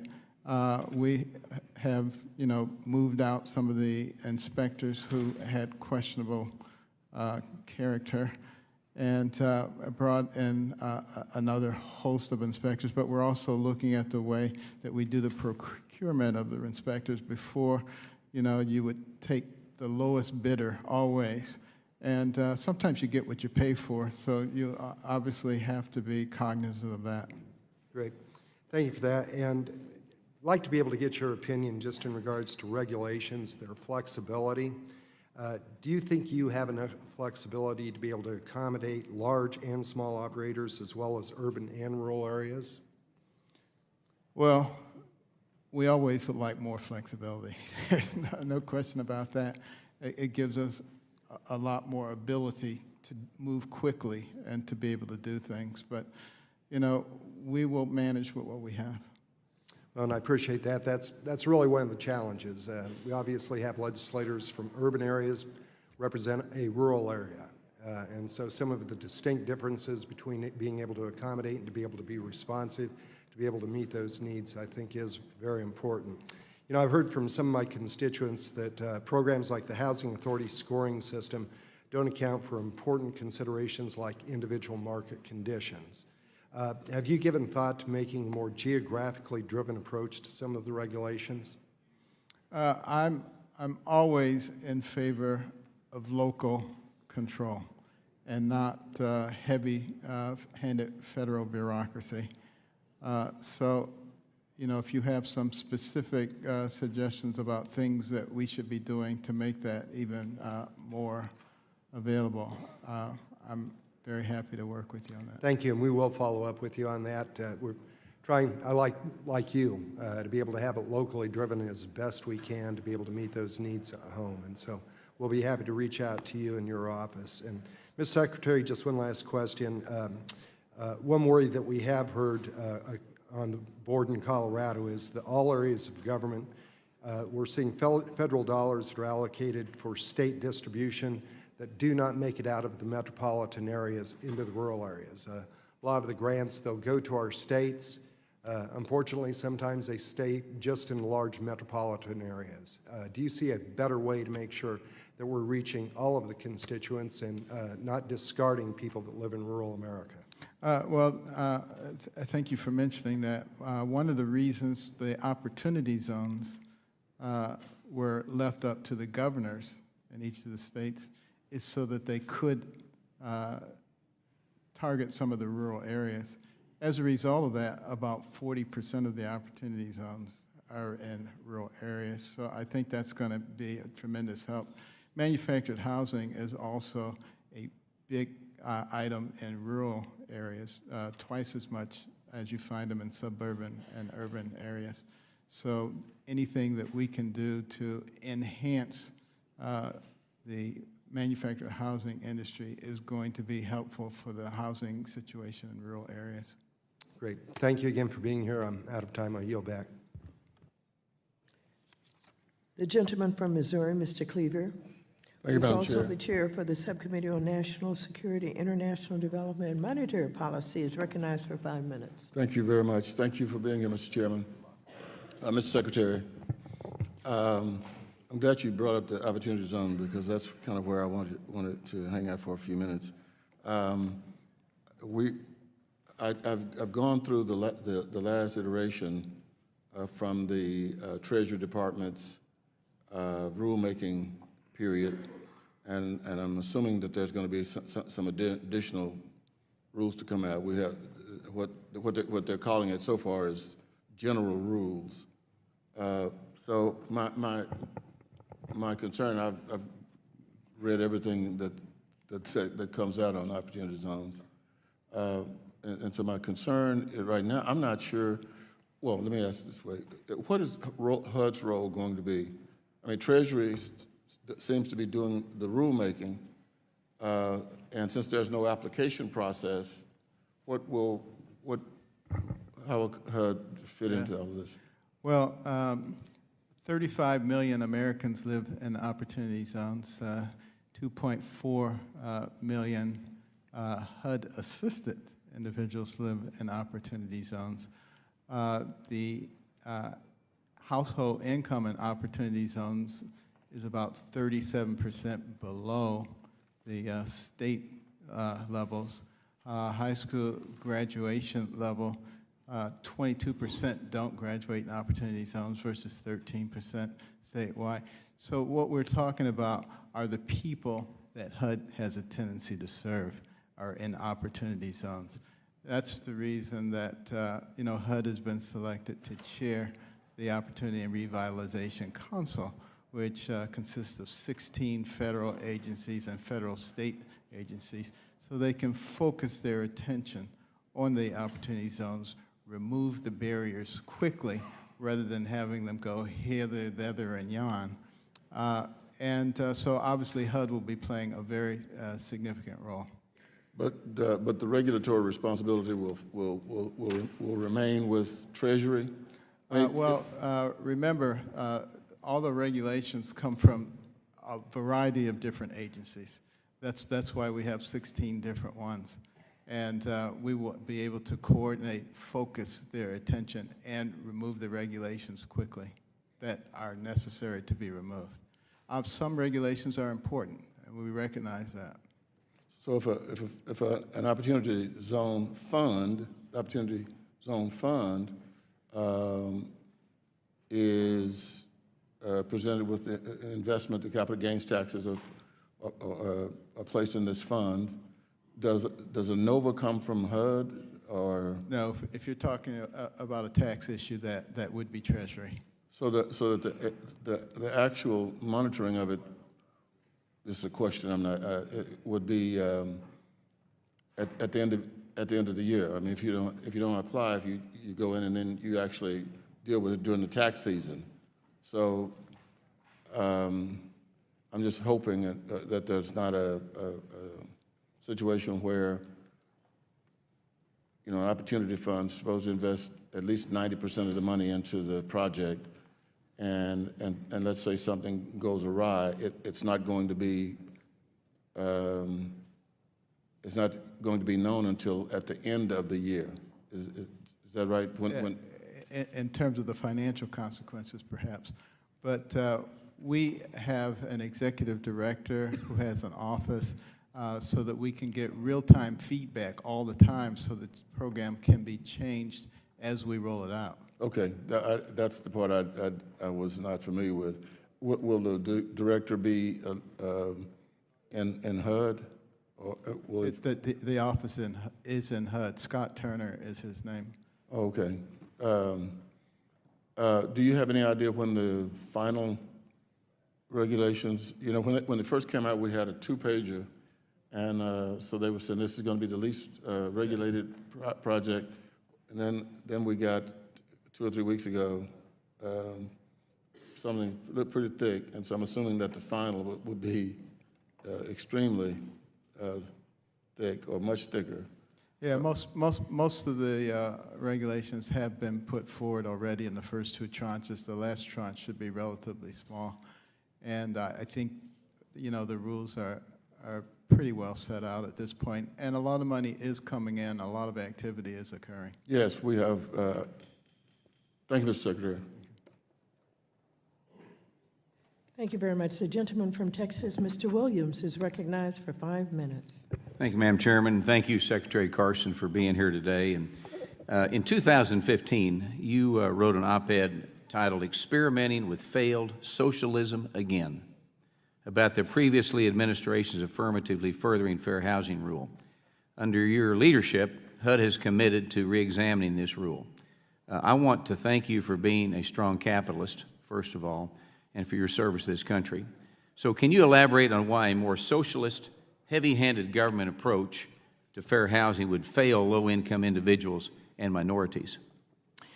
Yeah, well, one of the reasons that I took this job is because I was very concerned about what was happening, particularly to a lot of disadvantaged people in our society, and that we collectively, the government, were actually keeping people mired in poverty and dependency because we kept going down the same track, whether we're Republicans or Democrats. And so we want to find ways that we can liberate people from those kinds of things. And all of our policies are really aimed at doing that. Affirmatively furthering fair housing, do I want to do that? Of course I want to do that.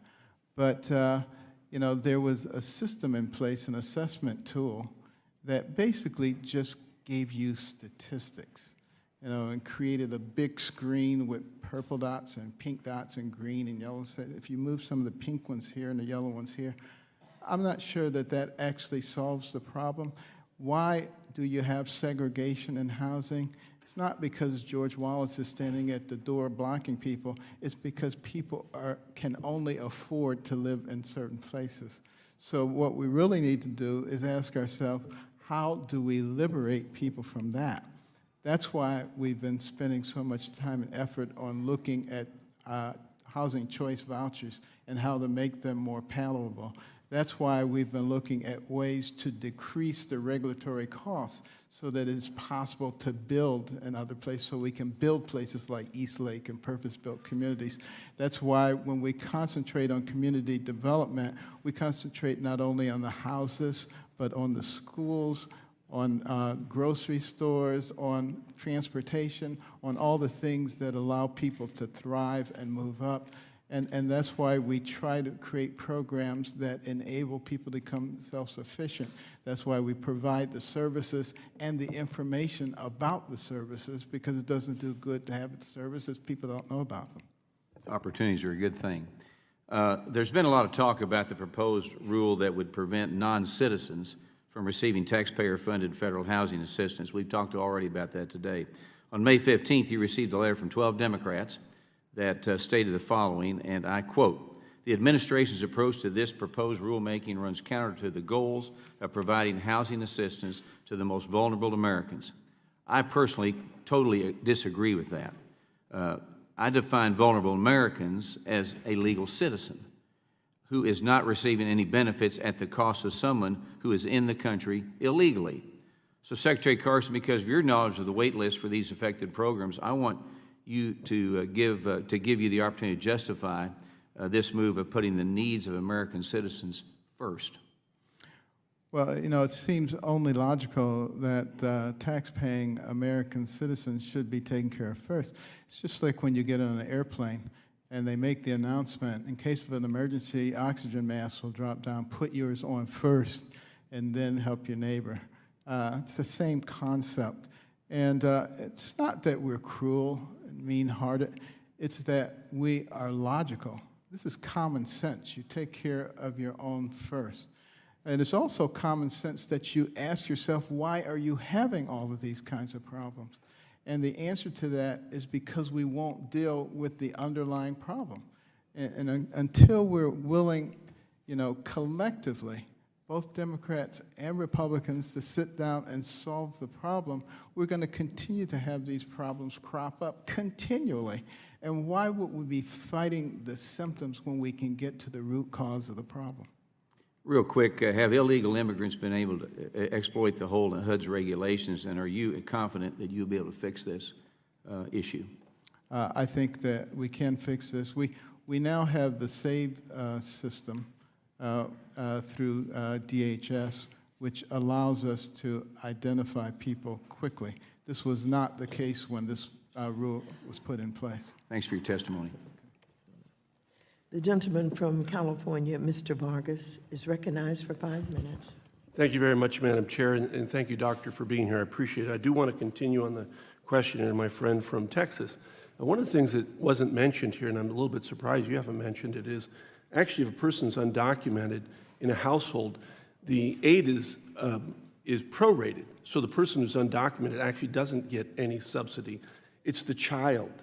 It's the American citizen child that is in fact helped. That's one of the things that wasn't mentioned here. I thought it would have been up to now. Because again, the law as it currently stands and the rules say this, that those children that are American citizens, they're helped, again, by Americans, even though I would go, of course, and extend it further. As a Christian, I don't make the difference between someone who is undocumented or not. But the rules as they are today say, no, we only take care of the child. That has not been brought up in all of this conversation. It should have been. My understanding, that's the rule today. Sir, am I incorrect about that? You're not incorrect. And also, interestingly enough, prorating. How do you prorate a roof over somebody's head? By the number of people who are in there, you're taking care of the child, and you do, in fact, prorate it against anyone who's ineligible because of their legal status or for some other reason. But the child is an American citizen. And those 55,000 children are going to be somehow thrown out into the street or something else. In fact, your agency itself, you guys determined, your analysts, that it was going to be more expensive to the federal government if this rule goes forward. That's not our determination. My understanding, that's your determination. It is our determination. I thank you for making that point, because the reason it would be more expensive is because the people who are on the waiting list are even more needy than the ones who are in there. So yes, we do need to take care of it. But as I mentioned before, I would love to be able to take care of everybody, but we have to do this within the framework of the law. And if people don't like the law, they should change it. Well, we do have a rule, actually, that takes care of it today. I have to say, you did quote, and I appreciate you quoted Proverbs 18:17, and I believe it goes, there's a second part to that. I believe 29:18. 29:18, yeah. I believe it, the second part says something like, and those who, where there is no vision, the people perish, but happy is the man who follows the law, for he is joyful, something like that. There's also Proverbs 29 is one of my favorite, also 7, I believe, it goes something like, the righteous care about the justice for the poor, but the wicked have no such concern. Now, I don't believe you're wicked in any way. In fact, I think you're trying to figure out how to propose something to push reform, and I don't necessarily agree with that. Yes. And I don't believe that this rule could have come from you. I was there in 2013 when you spoke at the National Prayer Breakfast. I go every Thursday to the prayer breakfast, and I was the national co-chair for 1 year. I don't think you're mean-spirited at all. I disagree with some of your policies, but I have to say, taking these 55,000 children and putting them on the street, I do think is mean-spirited. I don't think it's your nature. I hope you review that. It's not my nature to want to put anybody out on the street, and that's why we provided the 18-month period. Well, I hope and pray that you rethink that. Again, I don't agree with all your policies, but I certainly in no way challenge your view of humanity and that you've been a good person and tried to do the right thing. I hope you review that. I do want to ask about DACA recipients also. My understanding has been that DACA recipients have been eligible for FHA loans, and in fact, I want to quote you to make sure this quote is correct. I asked around after I read the story, and that is that DACA recipients were being denied FHA loans by HUD instructions. No one was aware of any changes that have been made to the policy whatsoever. I'm sure we have plenty of DACA recipients who have FHA loans. So are you familiar with any changes? Have you made any changes? No, it's, the same policy has been in place since 2003, which was reaffirmed in 2015 by the previous administration. And we have not made any changes to that whatsoever. Thank you. I hope that that becomes clear out there in the community. Again, I thank you for being here. Again, we disagree on some issues, but I appreciate your openness also towards comprehensive immigration reform. Thank you for God being bless able you. to disagree without being disagreeable. Thank you. The gentleman from Arkansas, Mr. Hill, is recognized for 5 minutes. Thank you, Chair Waters. Mr. Secretary, glad to have you back before the committee. Thank you. Very pleased you made your second trip back to the 2nd Congressional District in Arkansas. We appreciate you coming to our state fair lending and fair housing conference, and I heard a lot of positive remarks about your comments. And we want to have you back as we explore the opportunity zones. We had Senator Scott down in the district, and what's interesting is one of the opportunity zones also abuts one of our historically black colleges and universities, Philander Smith. And to me, that's really a really interesting opportunity because not only has the president asked you to work on the opportunity zone issue, he's also empowered the HBCU executive order to try to maximize all federal resources to enhance the position of our historically black colleges and universities. So this could be a really interesting opportunity. When you were in Little Rock 2 years ago, you visited with Our House, which is a housing homeless holistic approach. We don't separate sort of the moral from the economic there, to paraphrase Arthur Brooks.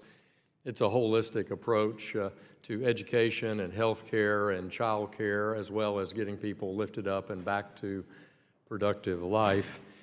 And they were very interested in potentially being an Envision Center partner to a local public housing authority. Will there be another cohort where public housing authorities can offer proposals for partnership? Yes. You know, we have a real operator in place now when it comes to spreading those programs. So the initial cohort was really to gain some information on how to do this and make it work effectively. So yes, that will be happening. Good. Another area I've also listened to in my district relates to our local public housing authorities and their certification of landowners for use in Section 8 vouchers. And one of my city council members, Doris Wright, and I toured a apartment complex that, while it's also got a good mentorship program with a local church that helps with child care and mentoring the residents there, the conditions are just deplorable, meaning the physical conditions. Can you follow up maybe in writing with what the standards are that a city council, local city council, should hold the local public housing authority to on certifying that a landowner is qualified for receiving a Section 8 voucher? I think we can get that information to you. It's no question about it. But you know, we do trust to some degree the landowners to be, you know, reasonable people and have some concern for the people. And we do have some degree of oversight, but there are legal remedies for people who abuse the tenants as well. Yeah, this is a pretty rough, and I'm not passing judgment either. I'm not a lawyer, I'm not a HUD inspector, but when you do a cruise through this particular complex and look at some of the conditions of the units, one might question whether or not they are eligible for Section 8 money. Right. We've had a lot of talk about overcrowding today and issues, and we passed legislation here in the Congress. I was shocked when I first came to the Congress that New York, a big city with a big demand for public housing, I think had a waiting list in something like 500,000 units. And yet there were tens of thousands of units that people were occupying that were making too much money to be qualified to be in public housing. And so Congress, in the last couple of years, reacted. I think President Trump signed that into the law. Are we doing a better job making sure if you're earning too much money that you're have opportunities elsewhere to live so that we can make room for some of these long waiting lists? Well, we're trying to create an environment where people feel freer to exit, the supported housing. And, it's a sort of a catch-22 because we have also gotten into a situation where when people begin to climb the ladder, we pull the ladder out from underneath them. And then everybody else is watching that, and they say, I'm not climbing that ladder. So we have to be a little careful about the way that we do that, allowing people to exit in a way that they will be able to continue climbing that ladder and that they feel comfortable going out there. And those are the kind of programs that we have to be creating. Thank you, Mr. Secretary. I yield back. Thank you very much. The gentlewoman from Ohio, Mrs. Beatty, who is also the chair of the Subcommittee on Diversity and Inclusion, is recognized for 5 minutes. Thank you, Madam Chairwoman, and to Mr. Secretary. I have several questions, and because of our 5-minute time period, I'm going to try to get through them at rapid speed. As you know, you were here before, and I'm going to ask you the same question that I've asked every one of your colleagues, and I am very hopeful that you can give me a yes on this. Are you familiar with AMWE and what it is? With who? AMWE. Amway? AMWE. Come on, Mr. Secretary. Now, I asked you this when you were here last year, and you asked me to be nice to you, and you turned to your staff, AMWE, and you have an AMWE director. And we wrote you a letter about it, and AMWE, Office of Minority Women and Inclusion. Do you have an AMWE director? Do you work with the AMWE director? Well, of course we have an Office of AMWE, not Amway, AMWE. We have. Do you know who that person is? We have. Do you know who that person is? I cannot give you the name. Okay, would you do me a favor? Would you find out, and would you send me a note back so we don't ever have to repeat this again? We can send you a note on that. Okay, thank you. I've had a lot of individuals from my district, a group of people who are here today in the audience who have questions about FSS. Are you familiar with that program? Family self-sufficiency? Yes. Yes. So one of the questions is what measures are instituted to ensure public housing residents have fair and equal access to FSS? Well, anybody who comes and applies for it or asks for it, unless there's any particular reason to deny it. The problem is not so much that people are denied access to it as that we don't have enough people asking for it. Okay. So the next part, I represent Columbus, Ohio, and I am very proud of my public housing authority. And I meet with them on a regular basis. As you know, I've spent more than 20-some years working in public housing and relocation. One of the things that my president and CEO asked me to ask you about is increased funding for FSS to allow them to grow the program to serve more families, both in public housing and in Section 8. It is my understanding that much of the money goes for staffing versus service. So I'd like to ask you if you would look into that to see what we could do with that program. And I can also tell you, and Madam Chairwoman, I'd like to enter this document into the records. It is about my district. All politics are local. We have an outstanding FSS program where we've had successful graduates. We've had in individual financial counseling some 116 people. Without objection, the item is entered into the record. Thank you. The other question is, now that you've had more time to think, on the CDBG, my colleague, Congressman Scott, asked you about those funds. Have you had more time to think that you would certainly not cut those funds, or is that something you want us to get an answer from after you consult with your team? I have an answer for it. Wasn't given an opportunity to finish it.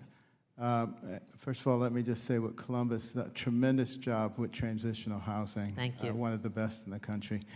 As far as CDBG, as I was saying, it has done a lot of good things. The problem is the formula is sometimes inappropriate. For instance, it says, to give this money to this group if the houses were built before 1940. Well, a lot of those houses are like $1-million mansions. Okay, and I'm gonna hate to interrupt you, but my time is running. I have just one more question.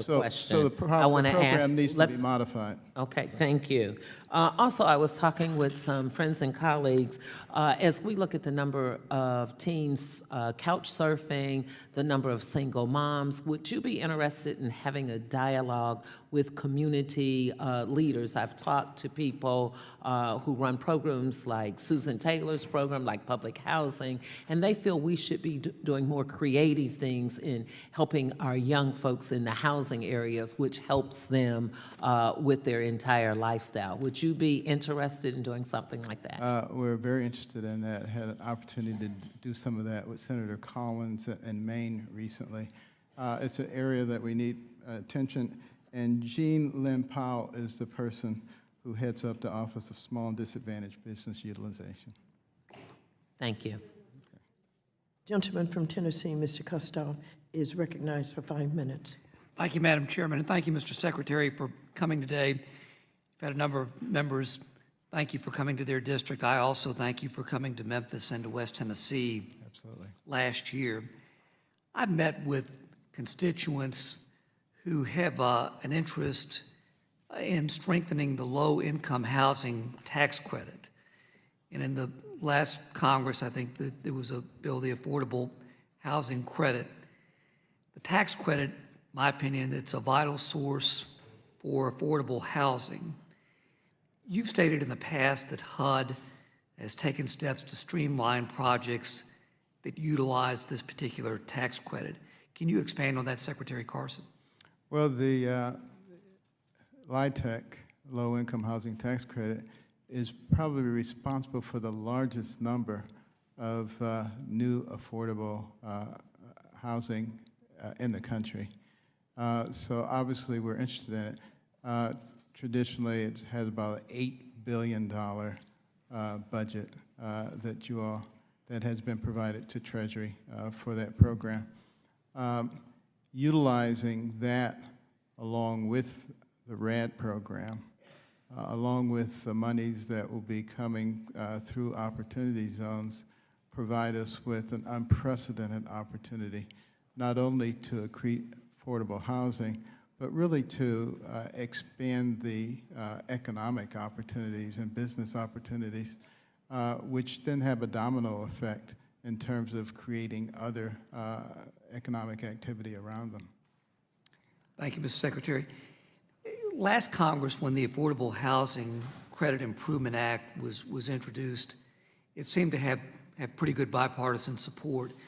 One of the provisions in the bill would have created a 4% credit rate, permanent rate, and further credit expansion.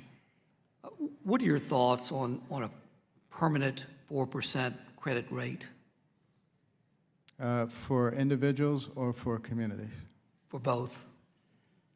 Well, obviously, we want to expand credit in a responsible way as much as we possibly can, being cognizant of the fact that when we do it inappropriately, we actually aren't doing people any favors. We're actually making their lives more difficult when that happens. So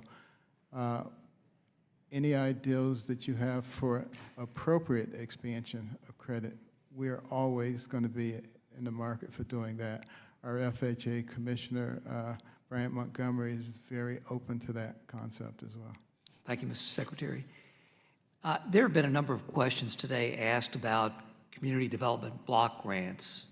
And in my district and in Memphis and in West Tennessee, these block grants have been, in the past, they've been used successfully.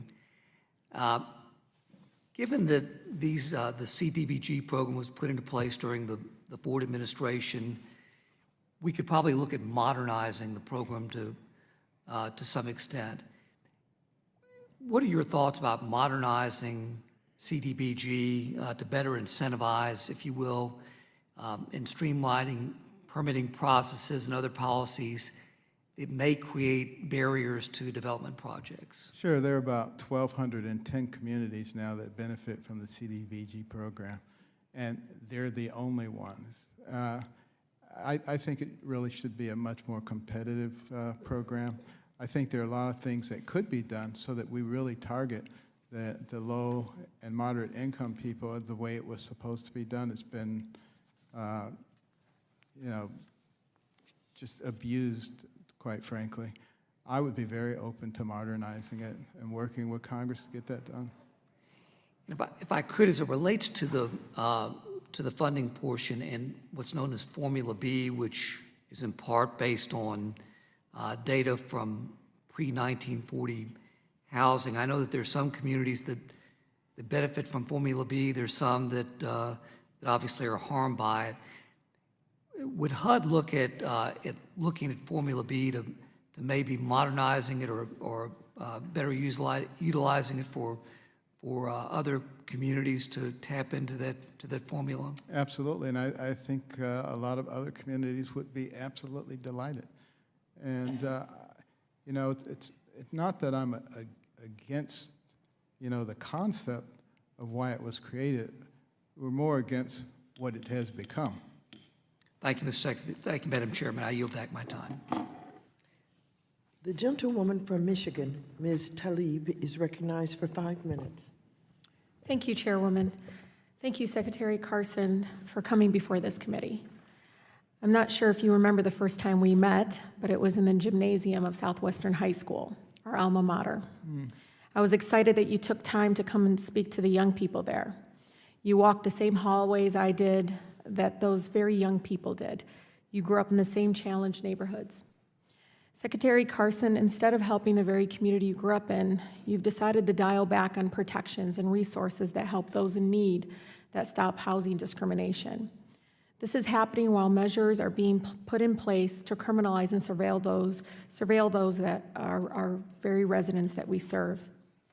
And Secretary Carson, I commend you. I commend HUD in recently suing Facebook for the use of facial recognition technology.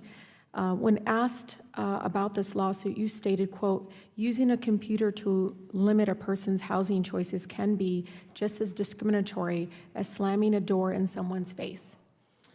Yes or no, did you benefit from Section 8 housing? Did I what? Benefit from Section 8 housing? No, I did not. You didn't? Okay, I do have quotes from the past, I think when you were running for President of the United States, that you did claim that you did receive some sort of voucher or Section 8 housing. I never claimed that. That's okay. Other people claimed it, not me. Oh, I understand. Apologize. Would you be okay with facial recognition technology being used by law enforcement and other agencies in the neighborhoods that you grew up in, including public housing? I think, we obviously have to adjust with the technology as it is rapidly advancing. It can be abused, and of course, that's one of our jobs to make sure it is not. So Secretary Carson, are you aware of Project Greenlight in Detroit? Where the mayor is putting up the lights to decrease Well, in the Detroit, the crime? Project Greenlight enables police to identify and track residents captured on hundreds of private and public cameras. The same surveillance has since expanded to include lower income housing. Are you aware that Detroit Housing Commission that receives funding from HUD is currently moving towards using Project Greenlight's facial recognition technology for public housing? I think the project has done some great good. The mayor has told me that it's solved a lot of the crime problems and brought it down. Doesn't mean that we don't have to be very careful about how that technology is used in the future. So you don't oppose the use of it? I'm not saying I oppose the inappropriate use of it. Okay. Well, currently my colleague Rep. Presley and I are introducing a bill that bans the use of real-time facial recognition technology in federal funded housing. And I hope that maybe your department can take a look at it and maybe help us move that forward so there is no abuse and intentional discrimination towards those of color. Secretary Carson, the neighborhood that you grew up in, the one that really believed in you and I before anyone else did, is very much hurting because they've been feeling left behind. I believe 71% of them, especially in the state of Michigan, spend more than half of their income on housing costs and utilities. The conditions in HUD housing is getting worse with continued decrease in funding while backlogs for affordable housing grows. That day at Southwestern High School, do you remember what you told us? I don't remember now. You said something pretty spectacular, and it was very inspiring. You said that no matter if you are poor, you can succeed. This seems very hard for our people, Secretary Carson, today, because the same programs that helped you and I are being scaled back. It is your turn to give back, for you to remember where you came from and use your experience growing up poor in Detroit. Lastly, you keep saying we are a nation of laws. I hope, Secretary Carson, that you and my colleagues who agreed with you in that statement would also apply that to the President of the United States. Madam Chairman, I ask for this article titled Controversial Surveillance Program Coming to Detroit Public Housing to be submitted for the record, and I yield the rest of my time. Thank you, Secretary. Without objection, such is the order. The gentleman from New York, Mr. Zeldin, is recognized for 5 minutes.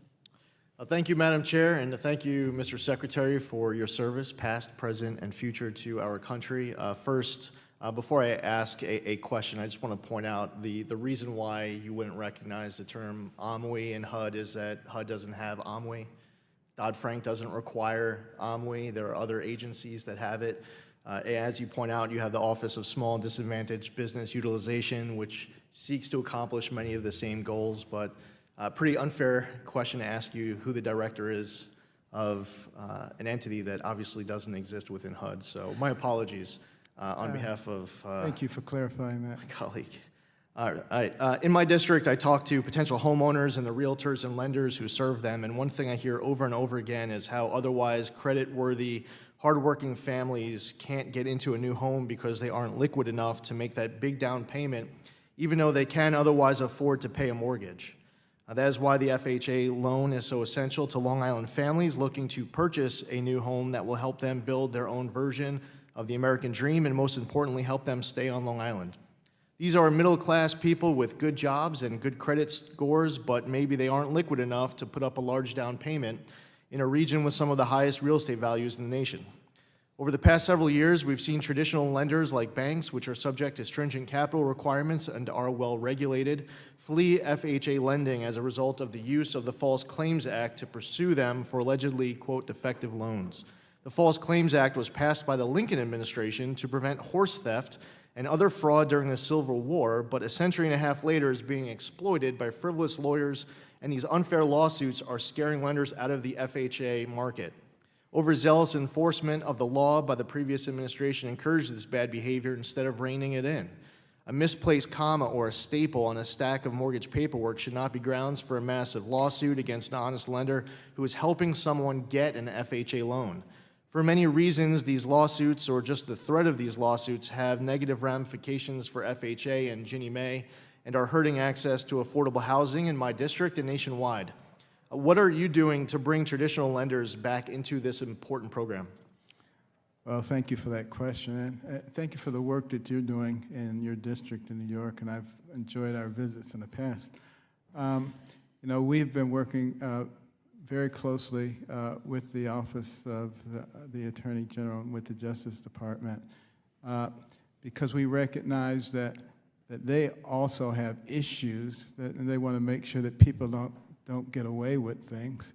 But the problem is that it's been much too difficult to sort out, what's the defect and what is not. So, we have, re-examined the defect taxonomy and finding ways that we can clarify for everybody easily and bring this into the digital realm. So that it's not just somebody sitting behind a desk. And it makes it much easier if we use technology, IT, to just get rid of a lot of the immaterial mistakes and not have them count toward any untoward action for that person. Thank you for your work on this issue, very important for my district, and I know that you and your team are laser focused on it, which really is something that my constituents are grateful for. Something that's very personal to us, the issue of veterans homelessness, and I want to thank you for your personal efforts on this particular issue. It's a huge challenge, and any veteran who raises their hand willing to lay down their life in defense of our freedoms and liberties should have food on their table, a roof over their head, shoes on their feet, and anything that you can do. And really working with this committee, working with the chairwoman, the ranking member, and working with you as well, if we can pursue any new victories during this Congress to help get our veterans, just like we really want to get as a goal, really want to get every American off of the streets. Right. The one that certainly is most personal is when that person deploys in the combat and they come home and they're on the street, which is outrageous. So I thank you for your work on the veterans homelessness issue. I appreciate that HUD and the DOJ are working together because regulatory clarity on the issue that we just discussed is essential here, so we can make sure bad government policy isn't putting up roadblocks to hardworking American families who are pursuing the dream of home ownership. And I yield back. Thank you. The gentleman from Utah, Mr. McAdams, is recognized for 5 minutes. Thank you, Madam Chair. Secretary Carson, thank you for being here today. Mr. Secretary, would you generally agree that policymakers make better policy decisions when they consider all data and facts before making a decision? Yes. And would you also agree that it's important for policymakers to be transparent and hear from interested persons that may be affected by a particular policy? Yes. In fact, I'm happy to hear that. It's even in HUD's policy statement, 24 CFR section 10.1, so it's great to hear these answers from you, and I agree. Mr. Secretary, in my home state of Utah, housing prices continue to climb dramatically, as in many places around the country. And our area is facing a shortage of thousands of homes. Just for reference, the median sales price of a new home in Salt Lake County in 2018 was up 61% from the median price in 2010. 3 other Wasatch Front counties have had similar rates of increase. And since 2010, new households in Utah have outnumbered new housing units. So that's new households created have outnumbered new housing units by over 40,000, which explains a lot the cost increases of housing. Because of this, HUD's mission of supporting affordable housing access and affordable housing development is vitally important to me and to my constituents. So I want to specifically ask you about a recent HUD action that may make it harder for low and moderate income individuals to be able to purchase a home. Mr. Secretary, last month, FHA issued a mortgage letter claiming to clarify documentation requirements for loans originated that have down payment assistance from governmental entities. That mortgagee letter, however, issued new requirements for a number of entities, many of whom had been originating mortgages for years and suddenly were no longer able to do so.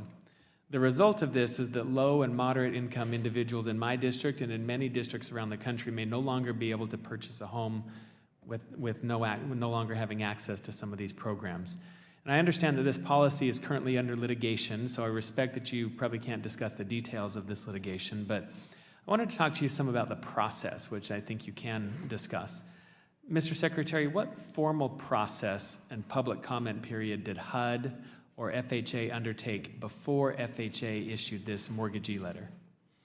I'm not aware of a public process. That is absolutely correct. There was no public process.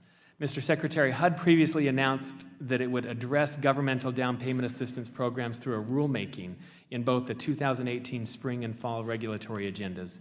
What changed at HUD to warrant a decision not to advance rulemaking and instead to just issue this guidance through a mortgagee letter?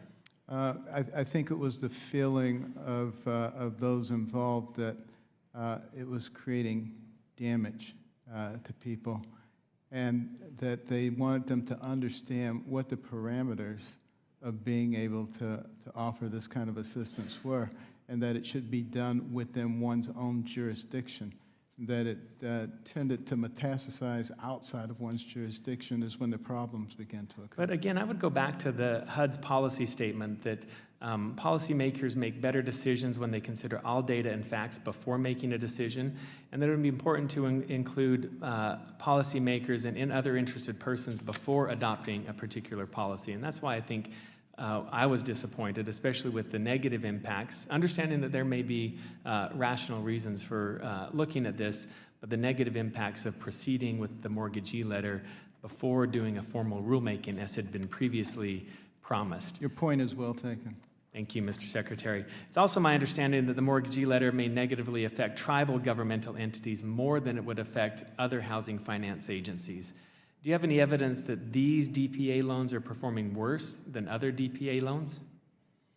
I'm not familiar with the data that was used. I think that's because there is no data. HUD does not collect taxpayer IDs that differentiate between a tribal HFA and a non-tribal HFA. So, Mr. Secretary, I appreciate the role that you must play in protecting taxpayers and the MMIF, but if you do not currently collect the appropriate data to judge the success of a DPA program, then perhaps we should collect that data before moving forward with this policy. I yield back. I agree with you, actually. Thank you. Thank you. I hope if you do agree, I hope that maybe we can revisit this and look at engaging the public in a process before continuing. Thank you. Thank you. The gentleman from Ohio, Mr. Gonzalez, is recognized for 5 minutes. Thank you, Madam Chair. Thank you, Dr. Carson, for being here and for your attention and for all your service to the country. I want to start by first commending you for taking on Facebook and uncovering what I think most Americans, if they knew the details of, would be sickened by. Could you just briefly sort of describe what you found and kind of give an update as to the status of the investigation? Well, as you know, it's in federal court now, so I can't do too much. But I will say, in general, that they're able to collect enormous amounts of information about people. People have no idea that it's being collected. The real problem is when you use that information to discriminate against people, to either deny information to them or to send information only to selected groups of people based on the various demographic data that you collect. And this is just going to become a progressive problem if we don't nip it in the bud. So, you know, I see this as something that's going to be very important in our society. Absolutely. Would it be fair to say that what you found was essentially that if you're somebody, let's say you're a realtor, and you want to target ads on Facebook, that you could essentially completely lock out individuals based on race, gender, zip code, basically anything you want using the data and tools that Facebook provides? Correct. I would consider that, quite frankly, some of the most aggressive redlining this country's ever seen. It's redlining in the digital age. Technical redlining. Technical redlining in the digital age, and I, again, want to commend you for your work in cracking down on this Thank you. Abusive practice. You sort of alluded to, in your first response, that this problem's going to become more profound. I agree with you, as more of our lives move to the digital realm. Could you talk a little bit about any discussions that you've had internally or investigations that you're undertaking or thinking of undertaking with respect to Twitter and Google and sort of additional platform security? Well, we've been in contact with them and you know, asked for certain information from them and you know, reserve the right to pursue it further depending on what the investigations show. Great, and I look forward to following that because, again, I think it's incredibly important. You know, there was a point when we thought that these platforms were essentially going to be liberation technologies, and it wasn't that long ago. And I think what we've seen over time is that in the wrong hands, bad actors can use them for very nefarious methods. Absolutely. And again, I commend you for it. Last question, and I'll just kind of turn it over to you. Is there anything that you want to share with the committee that you haven't quite had a chance to with respect to the ongoing work at HUD? Yeah. You know, I share from my heart my concern about our country. We have a very strong country, and the only people who can bring us down are ourselves. If we continue to allow ourselves to be made into enemies instead of being able to use our collective abilities and talents to focus on the problems that we have and to solve those problems. These are things that we are capable of doing. This is America. It's a great nation. And you look back at the early part of our country, a lot of people were critical of us. They said, you got the Fords and the Kellogg's and the Rockefellers and the Vanderbilts and all these people with all this money, and then you got all the poor people. You can't have a government like that. You got to have an overarching government that equitably redistributes everything. What they didn't realize is that those people that I just named in our country, instead of just being greedy and passing money down from one generation to the next, what they did is built the Transcontinental Railroad and the seaports and the textile mills and the factories that allowed us to have the most dynamic middle class the world has ever known, which rapidly propelled us to the pinnacle of the world. They didn't stop there. They built schools and universities and libraries and museums and things that really helped to create the American dream. And it's about providing opportunities for our fellow citizens, because our most precious resource are our people. And if we develop our people, we will be successful. Thank you, and I yield back. The gentlewoman from New York, Ms. Ocasio-Cortez, is recognized for 5 minutes. Thank you, Chairwoman, and thank you, Secretary Carson, for joining us today. Secretary Carson, in December 2017, you delivered a keynote at the Manhattan Institute where you stated, quote, "The war on poverty sometimes conflicted with the war on drugs, which often dealt harshly with nonviolent offenders, taking men away from their families and disproportionately affecting minority communities." Are these your words? Yes. Do you acknowledge that the war on drugs disproportionately impacted Black communities and communities of color, despite marijuana and other drug use levels being comparable to white communities? Traditionally, that has been the case. And I see here, are you also aware that when a formerly incarcerated person is homeless, there's a 60% chance that they will be rearrested? But if that same person has access to housing, the percentage drops to 29%. Housing is one of the factors that is beneficial in preventing recidivism. Mm-hmm. I'm concerned here that the war on drugs has not been solely limited to incarceration, and that the negative impact of the war on drugs has not been limited to incarceration. But also we had legislated rippling effects that also seems to have been codified in our housing system. Are you aware of HUD's one-strike rule, which evicts tenants for a single incidence of criminal activity, no matter how minor, with no holistic review?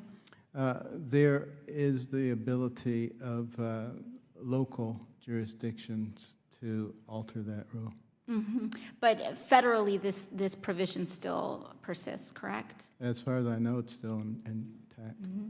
And so a person could be stop and frisked and be found in possession of a small amount of marijuana and then be evicted or have their entire family evicted from public housing. That is a possibility. Are you aware that owners and public housing authorities can subject tenants to tests for alcohol and drugs? They can require that, yes. Mm-hmm. And I see here that we also have no-fault policies where an entire family can be evicted for the criminal activity of a guest of the household, even without the knowledge of anyone in that household. Are you aware of that provision as well? The use of such activity is extremely limited, if ever used. Mm-hmm. But they are still codified in federal law, correct? Is it on the federal books? As far as I know, it's been on the books for many, many years. Mm-hmm. Do you support reversing some of these provisions? Do I prevent which provisions? Say the no-fault policy? I can talk about that on individual cases if you have an example that you want to talk about. Well, I'd say, would you support being able to move some of these policies over to a more holistic review? You know, you yourself asked for case-by-case consideration. Should that case-by-case consideration be codified in federal law instead of having blanket one-strike or no-fault policies? I'm always in favor of more flexibility. Well, I'm happy to hear that, Secretary Carson. I'd also like to highlight there's been much talk about the issue with NYCHA and public housing, and it's horrifying, the conditions that are happening in NYCHA. It's horrifying that people are living through winter without heat, opening their ovens to try to make sure that they're able to sleep through the night. But I think it's important to notice that this is not about throwing more money to the problem. This is about throwing the money at the problem. NYCHA and public housing across the country has been starved by members of Congress for over 15 years, and that deficit has built up for many, many years, which has led to, in New York City alone, a $32 billion price tag to make sure that we get people basic heat, hot water, and so on. And I don't think that, no matter what policy changes we make, you can't take food away from a child and then not understand why they can't or don't eat. And I think that that's exactly what's happening with our public housing program. Chairwoman, I would like to seek unanimous consent to submit to the record a New York Times article on what it would take to fix New York's public housing. Without objection, such is the order. Thank you very much. And I'd also like to make of note that the provisions that we wanted to reverse, including one strike and no fault policies, are being introduced in our bill on the Fair Chance at Housing Act. Thank you very much. The gentleman from Tennessee, Mr. Rose, is recognized for 5 minutes. Thank you, Chairwoman Waters, and thank you, Secretary Carson, for being with us today and for your frank testimony today. I can't help but acknowledge your great personal life story as I begin today, and know that you came up under very tough circumstances, and through the leadership of folks like your mother, you were able to overcome those. I'm wondering, though, as you've now had a couple of years in government service and as Secretary of Housing and Urban Development, do you find the challenges in serving in this way to be tougher than those that you experienced as a neurosurgeon, very successfully tackling many problems? Well, I can tell you as a neurosurgeon, the operating room was a haven. You could go in there and get away from all the problems of the world. But, it's one of the great things about medicine is you were able to intervene in people's lives and give them a second chance. And, despite the difficulties of this job and the attacks and criticism, there is an opportunity to change people's lives, to change the trajectory of our nation, to change the way that we do things, to go from just taking care of people to actually setting people on a trajectory towards success. You talked earlier about the situation where, due to planned improvements in public housing, sometimes people are displaced, and how very often they find that after they've moved on, they find a better solution. I wonder if there's any lessons that you may have learned or the department may have learned from seeing that might help guide us toward helping people move beyond public housing. Well, the key thing that I've seen is when we develop communities in a holistic way, it almost doesn't matter where they are. You provide the substance for what people need in order to develop. One of the things I learned from the HUD VASH program, this is for veterans and veteran homelessness. HUD provides the housing, the VA provides the wraparound services. It doesn't work when we just give them housing. It doesn't work when we just give them wraparound services, but when we put both together, we have a tremendous impact in terms of getting those veterans back to being self-sufficient again. That's the same policy that we want to use today for the people who are being assisted in housing. In Tennessee, we have a very successful housing finance agency, the Tennessee Development Housing Agency, THDA. Because THDA is highly integrated into local communities and have staff who understand both national programs and state-run programs, they are able to have great success in prudently and affordably and affordable housing folks in the 6th District and Tennessee in general. They do not utilize a one-size-fits-all approach. Instead, they tailor their work to the best help the individual constituent. I tend to think that local problems often require local solutions. In fact, they usually do. The housing issues in Memphis are not the same as the ones in Nashville, just like the issues in New York City are not the same as for my constituents in the 6th District of Tennessee. For example, manufactured housing may not make sense in Manhattan, but they are significant or an integral part of rural housing in Tennessee. How can we best leverage these state finance agencies in trying to address the affordable housing shortage in our country? Well, I think we just have to keep an open mind, as you said, recognizing that the needs are going to be different in every different district. We also need to concentrate on modernizing our building techniques. And June 1 through 5, there will actually be a showcase of new housing techniques on the National Mall. I invite all of you to come to it. 3D printed housing, manufactured housing, all kinds of new techniques and materials, some of which cost considerably less than what we're doing now. Integrating those kinds of things into our housing policy, I think, is going to be something that will help us out tremendously.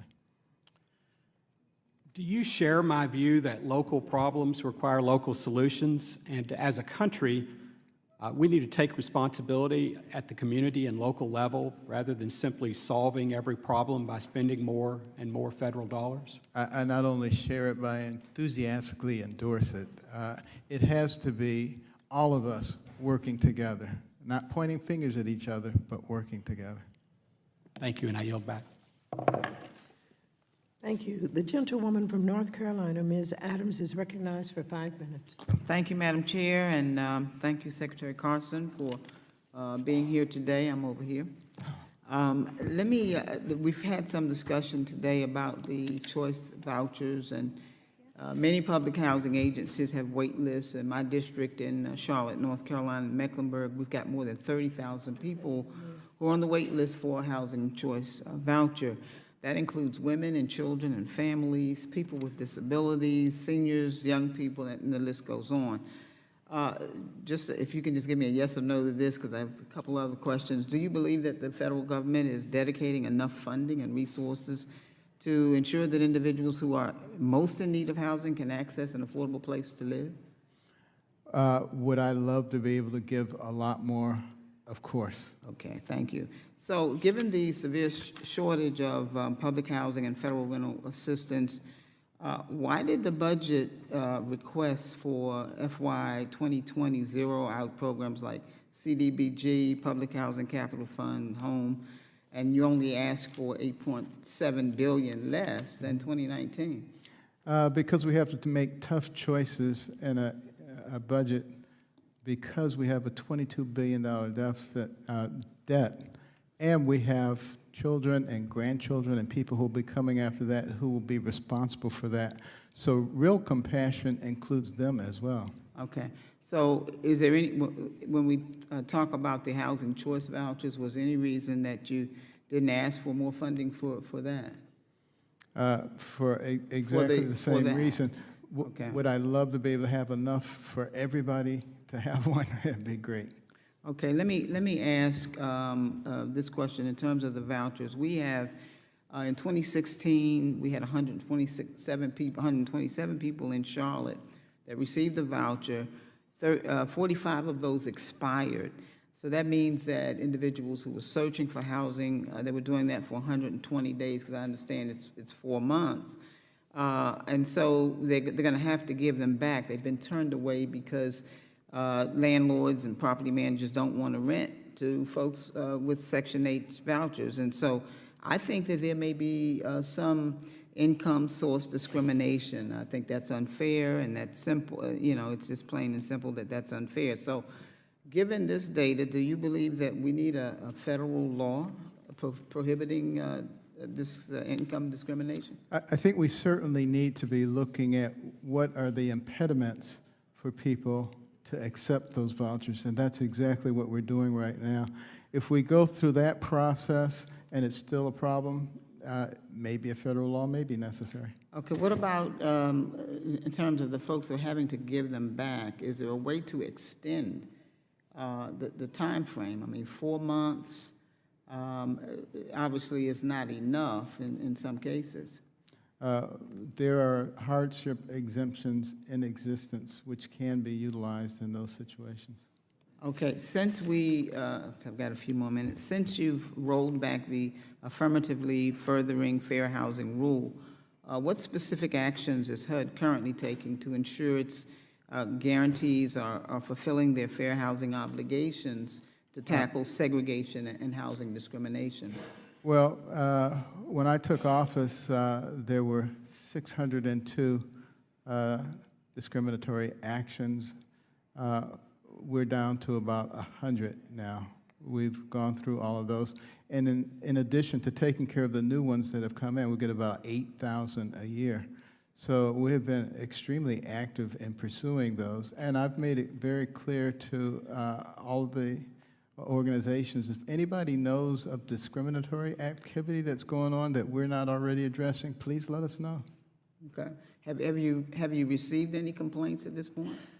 Like I said, we get about 8,000 a year, and we deal with them as they come in. Okay. Do you know about how many you've resolved?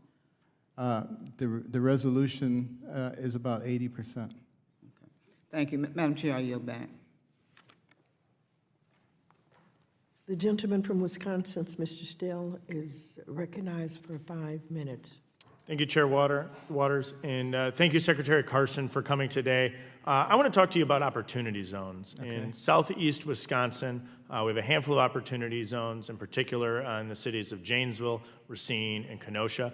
There's a lot of opportunity in these opportunity zones, and people are quite excited about the possibilities that they bring to bring rejuvenation into these cities. Could you comment on what you're working on at HUD in supporting qualified opportunity fund investments in housing? Yeah, we actually have a lot of components that are working on this. For instance, when it comes to economic empowerment and development, the Commerce Department is spearheading the activity. When it comes to entrepreneurship, small business is spearheading the activity. When it comes to education and workforce development, both the Labor Department and Education Department. When it comes to safe communities and environmental concerns, the Department of Justice is spearheading that. And when it comes to assessment of what's going on and measurement, the Council of Economic Advisors is spearheading that. So we have a number of different spearheads tackling the problem.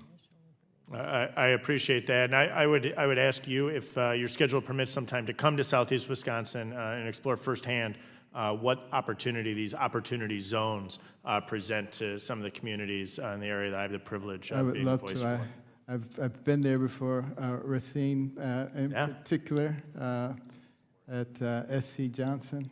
Good things going on there. We would love to have you back. I want to shift gears in my limited time and talk about state and local barriers to development. And so, Secretary Carson, many of my colleagues seem to believe that the answer to our housing is simply in the amount of money we spend.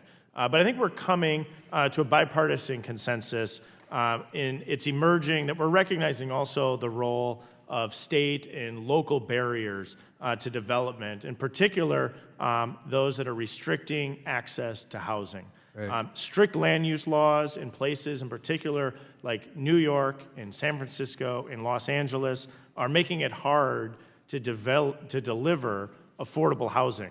And this is pricing low-income families out of their neighborhoods. It makes it hard for the striving young people to move to a place where jobs are actually plentiful. Can you talk about the high regulatory costs and how it's making it harder for HUD and local housing authorities to serve those in need? Yeah, well, you know, when you look at zoning regulations, for instance, you take a place like Los Angeles, 70 to 80% of the land is zoned for single-family housing with a certain amount of property. And then you throw on top of that all the regulatory barriers, including recently the need for some solar input. Are you kidding me? This just piles up, and that's why you see people who make $50,000, $60,000, $70,000 a year living on the street in tents. This can be resolved, but it needs to be resolved with federal, state, and local authorities. I understand that Mayor Garcetti has recently begun to look at allowing accessory dwelling units, and which will certainly help the situation. Those are the kinds of things, though, that we have to be looking at. We can, as I said before, we can solve this problem.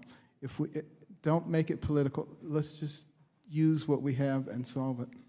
I appreciate those comments. It's an incredibly important topic, and we need to continue to look at the local aspect of these land zoning rules that are driving up the cost of housing in very particular communities in the United States. And I appreciate your time today. I yield back. Thank you. Thank you. The gentleman from New Jersey, Mr. Gottheimer, is recognized for 5 minutes. Thank you, Chairwoman Waters, and thank you, Mr. Secretary, for being here today. Thank you. One of the issues that I'm particularly focused on is the tightening of the credit box. I know that you and my colleagues on both sides of the aisle, we all agree that we need to expand access to credit in a responsible manner so that those who deserve to be in a home can be. We also know that HUD plays a critical role in getting people in homes. Secretary Carson, in your opinion, what's the biggest factor that has caused the credit box to shrink, and what is HUD doing to combat it? Fear, I think, risk, fear of risk, and looking at things that have happened historically. What are we doing about it? We're trying to expand the number of people who give credit by alleviating some of their anxiety. I just mentioned what we were doing with the False Claims Act, so that we can bring more people who can provide credit into the market. Are you seeing a shift? I think it's starting to shift, absolutely. It's going to take a while, for people to trust what's going on, but they will see over the course of time that we're consistent. Thank you. And also, I was hoping to ask you about a specific extension of credit and expand. You've started to talk about this, and I guess just one level down on the Federal Housing Authority loans, right, which you've covered. In your testimony specifically, you said that you've noticed a greater number of borrowers looking for FHA loans with higher debt and lower credit scores, and HUD is using closer scrutiny before issuing these mortgages to mitigate risk. How is HUD currently working to strike a balance between promoting access to credit via FHA loans and managing risk? Well, we're trying to look at data and using that rather than just using, ideology when it comes to issuing credit. That really comes back from my days in medicine, where evidence made a lot of difference. And that's the difference between the fact that at the last turn of the century, before 2000, the average age of death was in the 50s. And at 2000, it was approaching 80s. The main difference is that the medical profession began to use evidence in their policy, and it made a huge difference in our longevity. And when you said closer scrutiny in your testimony, is that using the data? How are we using the data differently? How's that process changed, if you don't mind me asking? Well, you look at you look at best practices. You look at things that have worked in some areas, and you say, why is that working? You try to dissect that out, and then you see if you can make that more broadly applicable. Great, and thank you very much for your time today. Thank you. I yield back. The gentleman from Texas, Mr. Gooden, is recognized for 5 minutes. Thank you, Madam Chair, and thank you, Secretary Carson. Is there anything you haven't talked about today you'd like to discuss? Oh boy, that opens up a big box. But I will tell you the thing that I am most concerned about is the affordability of housing. We have more than 8 million families in the United States who pay more than 50% of their income for housing. And you know, we need to really focus a lot of attention on that and get this problem solved. Do you think spending more money will solve that problem? Spending more money is not the solution. Again, getting to the etiology of the price increases and what can we do that will enable us to build more housing, that more affordable housing. Several of my colleagues have mentioned you've been inaccessible. Have you met with leadership of this committee and with my colleagues across the aisle to discuss their ideas? I have tried. The chairwoman has not had time to meet with me, but I've met with several other members, and we've made some good progress. Well, I would encourage those discussions to continue, and I thank you for your work and the hard work you've done at your organization and for what's to come. Thank you. I yield back. Thank you. The gentlewoman from Virginia, Ms. Wexton, is recognized for 5 minutes. Thank you, Madam Chair, and thank you, Secretary Carson, for joining us here today. As you may be aware, the House last week passed the Equality Act, which includes a lot of broad protections for the LGBTQ community, but for our purposes, one of the things I'm most pleased about is that we are explicitly including the LGBTQ community as a part of the Fair Housing Act's non-discrimination protections. Do you agree with this inclusion? Well, I certainly agree with non-discrimination and with being fair to every single individual in our society.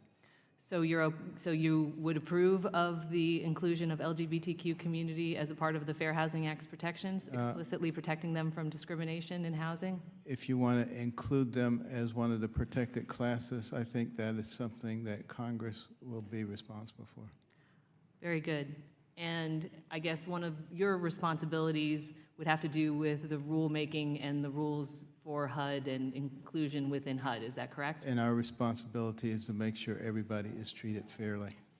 And in March 2017, your agency removed links to key resource documents informing emergency shelters on best practices for serving transgender people facing homelessness, and you withdrew a proposed policy that would have required HUD-funded emergency shelters to post notice to residents to inform them of their rights to be free of anti-LGBTQ discrimination under HUD regulations, right?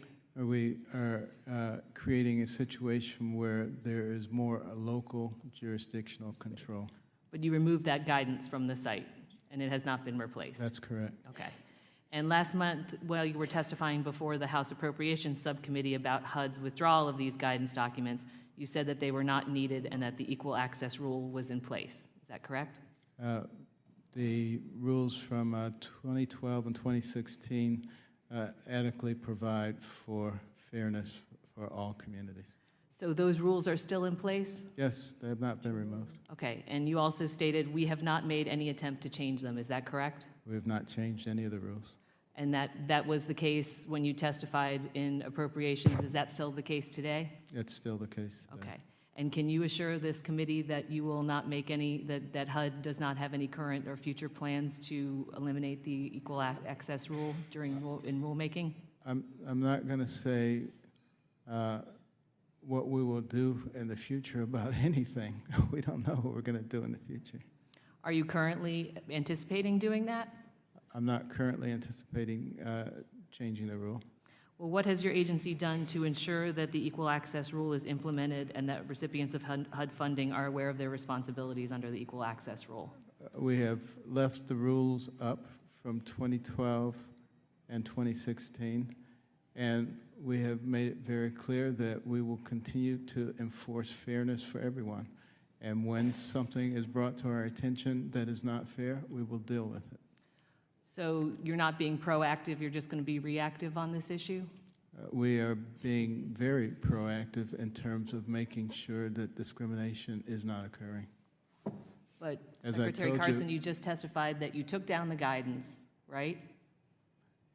It has not been. The guidance was not necessary. The guidance was providing a lot of regulatory input, federal thumb on everything, as opposed to allowing local jurisdictions to make their rules. based on the 2012 and the 2016. So you don't think it's appropriate for HUD to do that at the national level? Not on that issue, no. Okay.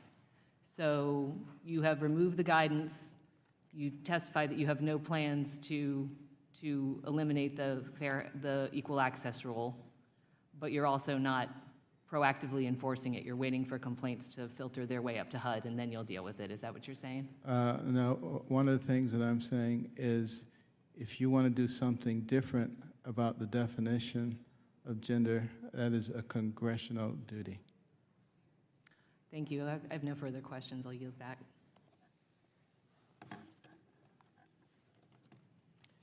The gentleman from Virginia, Mr. Riggleman, is recognized for 5 minutes. Thank you, Madam Chairwoman and Ranking Member McHenry. Secretary Carson, I appreciate you taking the time to answer all of our questions today. Having escaped poverty and lived in public housing, you certainly bring an important perspective to many of the housing challenges we're facing today, and we are grateful to have you here. In your June 28 testimony before the Financial Services Committee, you mentioned the issue of the FHA having to deal with what you called very archaic IT. Just last Thursday, HUD received a Federal Information Technology Innovation Award for advancements in data analytics digital transformation, which I'm a little bit familiar with. Thank you. Could you expound on some of the things HUD has been working on over the last year to modernize old IT systems?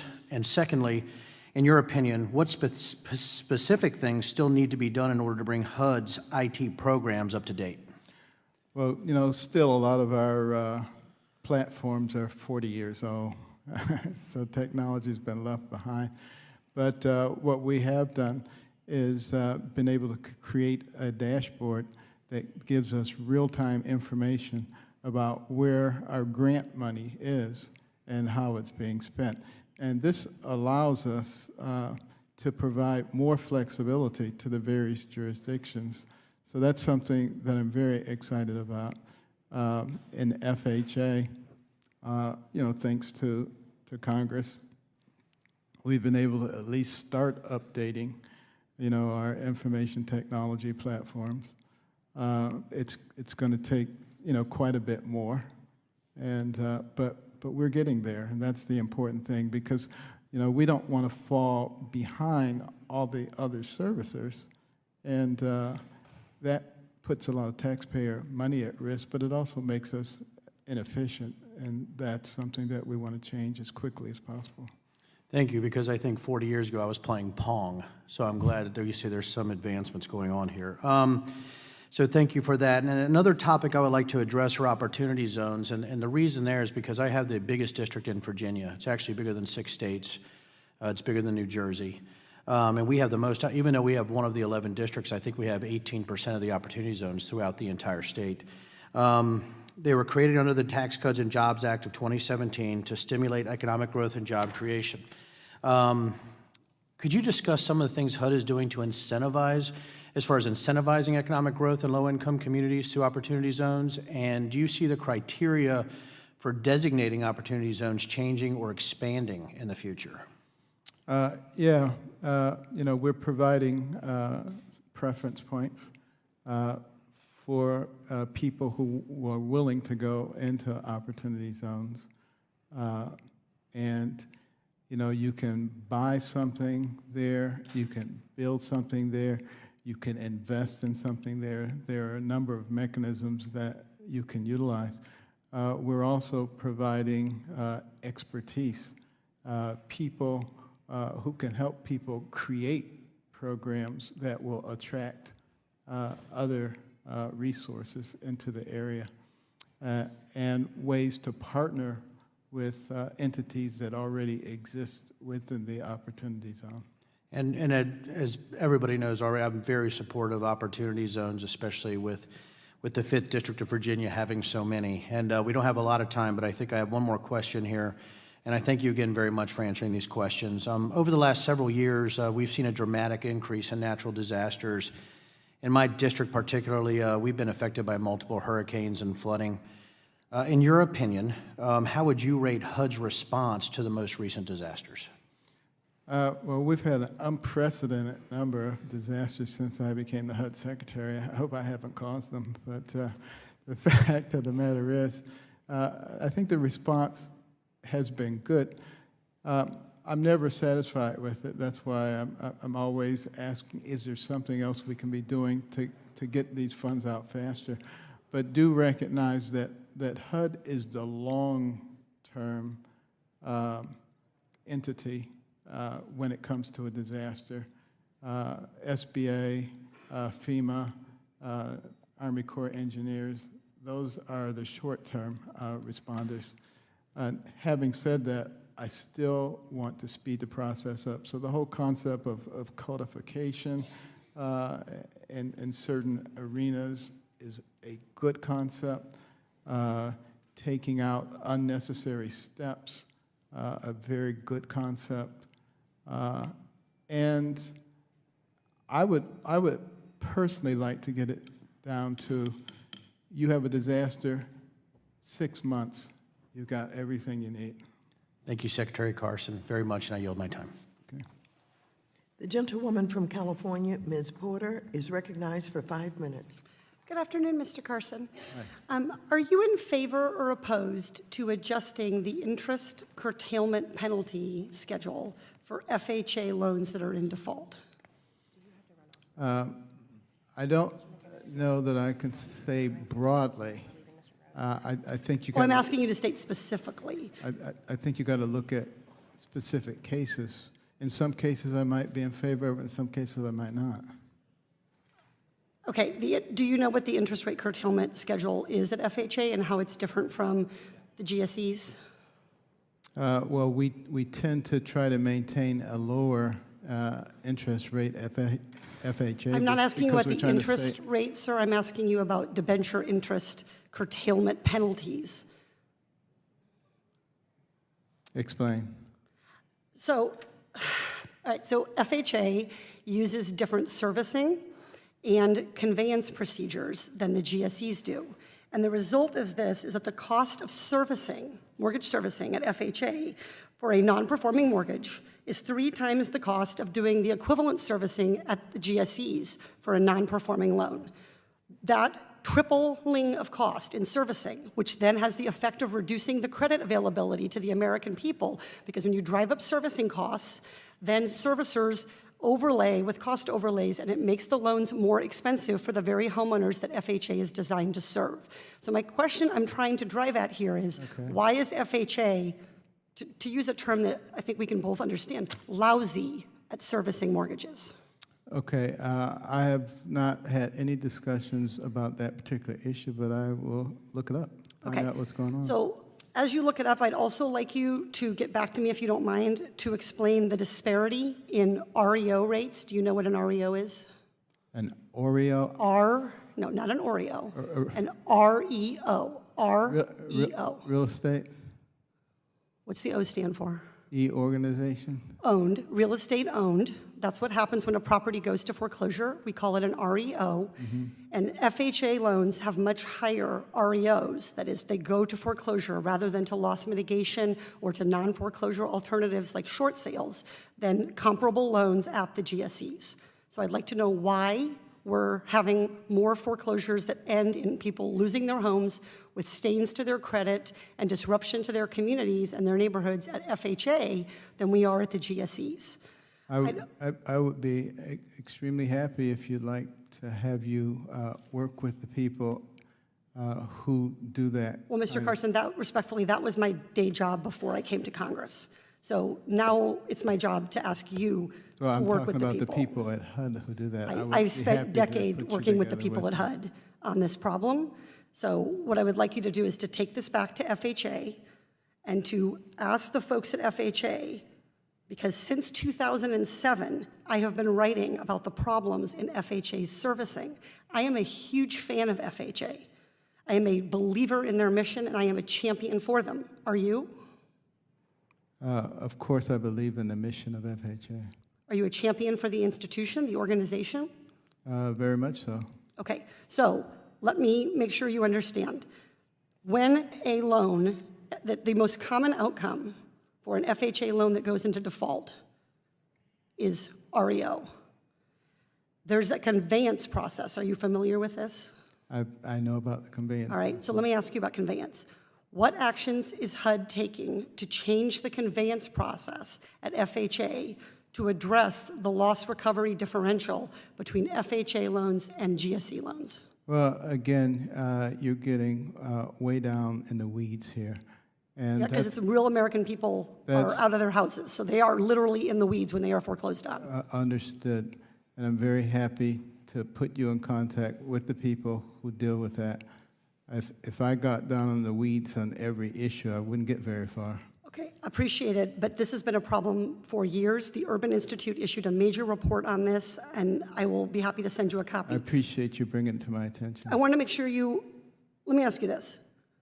Given these problems, the outcome is that FHA is the leading cause of blighted homes in the United States.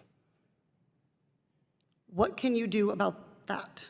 Do you understand the relationship between the blight and the servicing problems? Well, I understand that blight is a huge problem, and that And that it comes from your agency's inaction on servicing. I'm not sure that I'm willing to accept that FHA is the cause of all the blight that we have.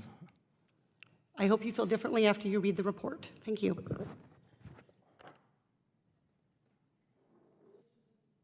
Gentleman from Illinois, Mr. Garcia, is now recognized for 5 minutes. Thank you, Madam Chair. And Secretary Carson, thank you for being here with us today and engaging us in conversations about HUD. I want to begin with a proposal pending before this committee, known as the Safe Housing and Families Act. It recognizes and seeks to take action in the aftermath of 13 deaths that have occurred in federally subsidized housing since 2003, including as recently as February when Anthony and Gwendolyn Fleming died of carbon monoxide poisoning at Hickory Hollow Cooperative, a HUD-subsidized housing complex in Wayne, Michigan, near to your childhood home. The Flemings' death were the third and fourth deaths to occur this year. Since April, as you know, HUD has been developing a rule to put an end to these preventable deaths by requiring CO2 detectors in public housing, but it could be many months before that rule is finalized as the process goes. On Friday, a story ran on NBC News website in which a HUD spokesperson is quoted as saying, quote, "Congress can fix this by passing legislation requiring carbon monoxide detectors for those living in HUD housing units where detectors are needed." Secretary Carson, that legislation is before this committee today. This is that public hearing. The Safe Housing for Families Act would codify the rules so that you are developing into law and would provide $10 million in funding over 10 years to carry out the objective of stopping avoidable deaths like the ones I mentioned. This is double the amount that HUD announced yesterday would be made available. Secretary Carson, would you support the Safe Housing for Families Act? As I've mentioned to you in the past, I am 100% for getting this carbon monoxide issue settled, and I appreciate your help in helping getting that done. And as quickly as we can get it done, it's going to get done. Great. Thank you, Secretary. I accept your endorsement. Changing gears and returning back to a topic we were discussing previously, the mixed status rule, I'd like to share with you a story about Joyce Bell. She was raised in Chicago and has always struggled to have clean, green, safe, and affordable housing. She's experienced homelessness, and when not homeless, rented from slumlords. A landlord broke into her home and turned off her electrical services. She's lived in buildings that were foreclosed, then taken over by banks, and in homes with dangerous conditions. She's been on the waiting list at the Chicago Housing Authority for over 5 years. There's an estimated shortfall of about 3.6 million affordable rental homes in this country, and every day that HUD doesn't have the resources to fill that shortfall, Joyce and many people like her suffer. According to your agency's own analysis, implementing replacing mixed status families under your proposal will increase the federal costs of subsidizing units. Can you explain to Joyce why she should remain on the waiting list so that HUD can pay more money to implement a rule it acknowledges is unnecessary? Well, the people who are on the waiting list tend to have even greater needs than the ones who are not on the waiting list, which sort of bolsters the point that those are the people who perhaps should be getting the housing assistance. But I want to re-emphasize the point that what we are doing is following the law of the land. When we begin to pick and choose which laws we're going to enforce, I think we lead to chaos. And if Congress doesn't like the rule, they have the power to change it. Well, thank you for that. Let me finish with this, Secretary. HUD's regulatory impact analysis states that, quote, perhaps the likeliest scenario would be that HUD would have to reduce the quantity and quality of assisted housing in response to higher costs. I think my colleague will do some follow-up questions on that. So when you claim that evicting eligible children from their homes will free up space for those on the waiting list like Joyce, that simply isn't true. It's not consistent with what your staff analysis, career staff at HUD have concluded. Again, what they've concluded is that the reason that the costs will be higher is because the people are more needy who are on the waiting list. Thank you, Madam Chair. The gentlewoman from Texas, Ms. Garcia, is recognized for 5 minutes. Thank you, Madam Chair. And first, I'd like to say that both to our witness and in fact, even to a couple of members from both sides of the aisle, that I have found the word illegal to be very offensive, and I wish that more people would just stop using that word. As someone who has deeply held religious beliefs that we are all God's children, I also have a firm belief that no human being is illegal. So, Madam Chair, I would hope that in the future we would discourage any testimony or any reference to that term. It's offensive, and it's something that should just be, quite frankly, stricken from the record. In line with that, I do want to follow up, Mr. Secretary, some questions in the exchange that you had both with Mr. Williams and Mr. Vargas. Could you just make it clear for the record with a yes or no that right now, as the law stands, non-citizens are not eligible for public housing? People who are not here legally. There's a difference between a non-citizen. Sir, the question is non-citizens. There are some non-citizens who are eligible. There are some? Yes. Could you tell me which program, please? If you are in the United States legally, then you're not a citizen, then you're a non-citizen, but that doesn't make you illegal.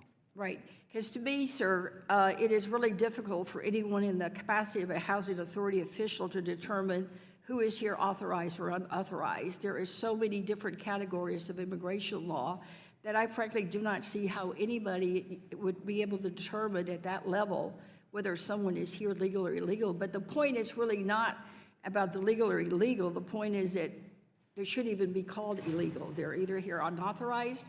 There are so many people that are brought here against their will, whether through human trafficking, through drug cartels. They may have just had an expiration of their visa. But again, that underscores my point. There's just no way for someone to determine at a housing authority level that anyone is illegal.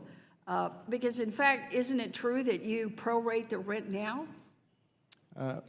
It is true that you cannot prorate a roof over somebody's head. That's not the question I'm asking, so sir. Do you not prorate the rent, that if there's someone there that you think is unauthorized, that person does not get that portion of the rent?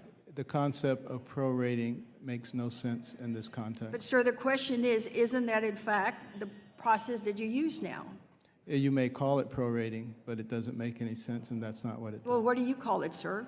I call it giving aid and assistance to people who are here illegally. Well, it's interesting to me because your staff seems to call it prorating and everybody else does it. Let's go on to another point about costs. Are you going to be able to reimburse all these housing authorities if this rule were put in place for the millions of dollars it's going to cost to evict these children? You know, what fascinates me is how you can be so interested in the symptoms without wanting to get to the root cause of the Sir, I'm the one asking the questions with all due respect.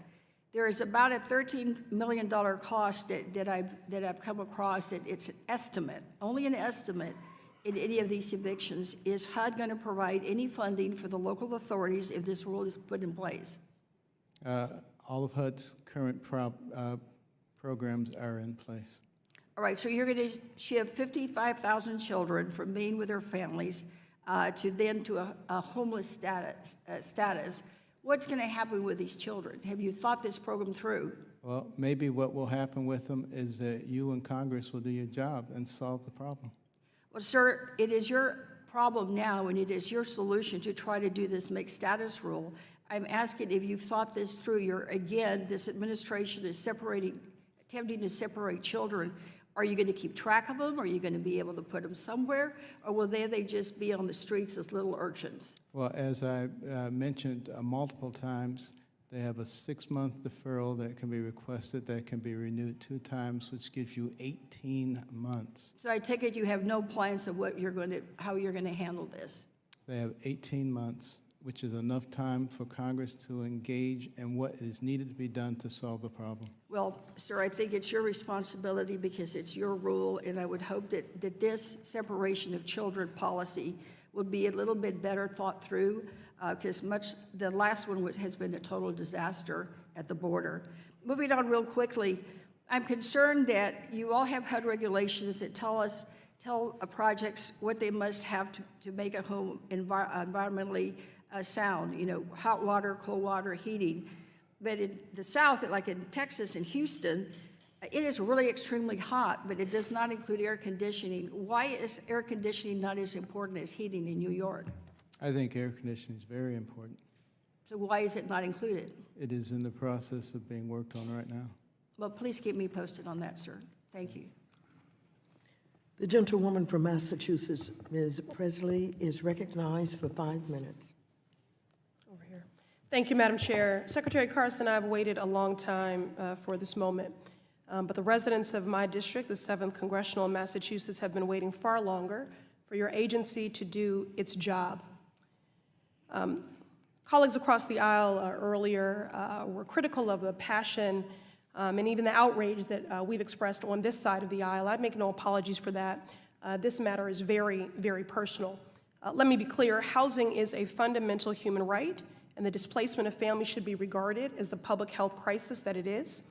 Mr. Secretary, your pioneering work in pediatric neurology is historic, and it is something to be commended. And so it pains me that your gifted hands and mind are doing the bidding and carrying the water of what I believe to be one of the most morally bankrupt presidents in our nation's history, increasing rents, evicting families. You mentioned that the operating room was a safe haven away from all the troubles of the world. Safe haven. That's exactly what a home should be and what every single person, and in particular our children, deserve. Today, you are not here as a doctor or even as our Surgeon General, which I think might be better suited for your talents, but as the official tasked with leading the agency overseeing our nation's crumbling housing stock. And for that, I do believe you are unqualified. You said this was not a political matter, but it does seem that political views are being played out in the policies that are being rolled out every single day.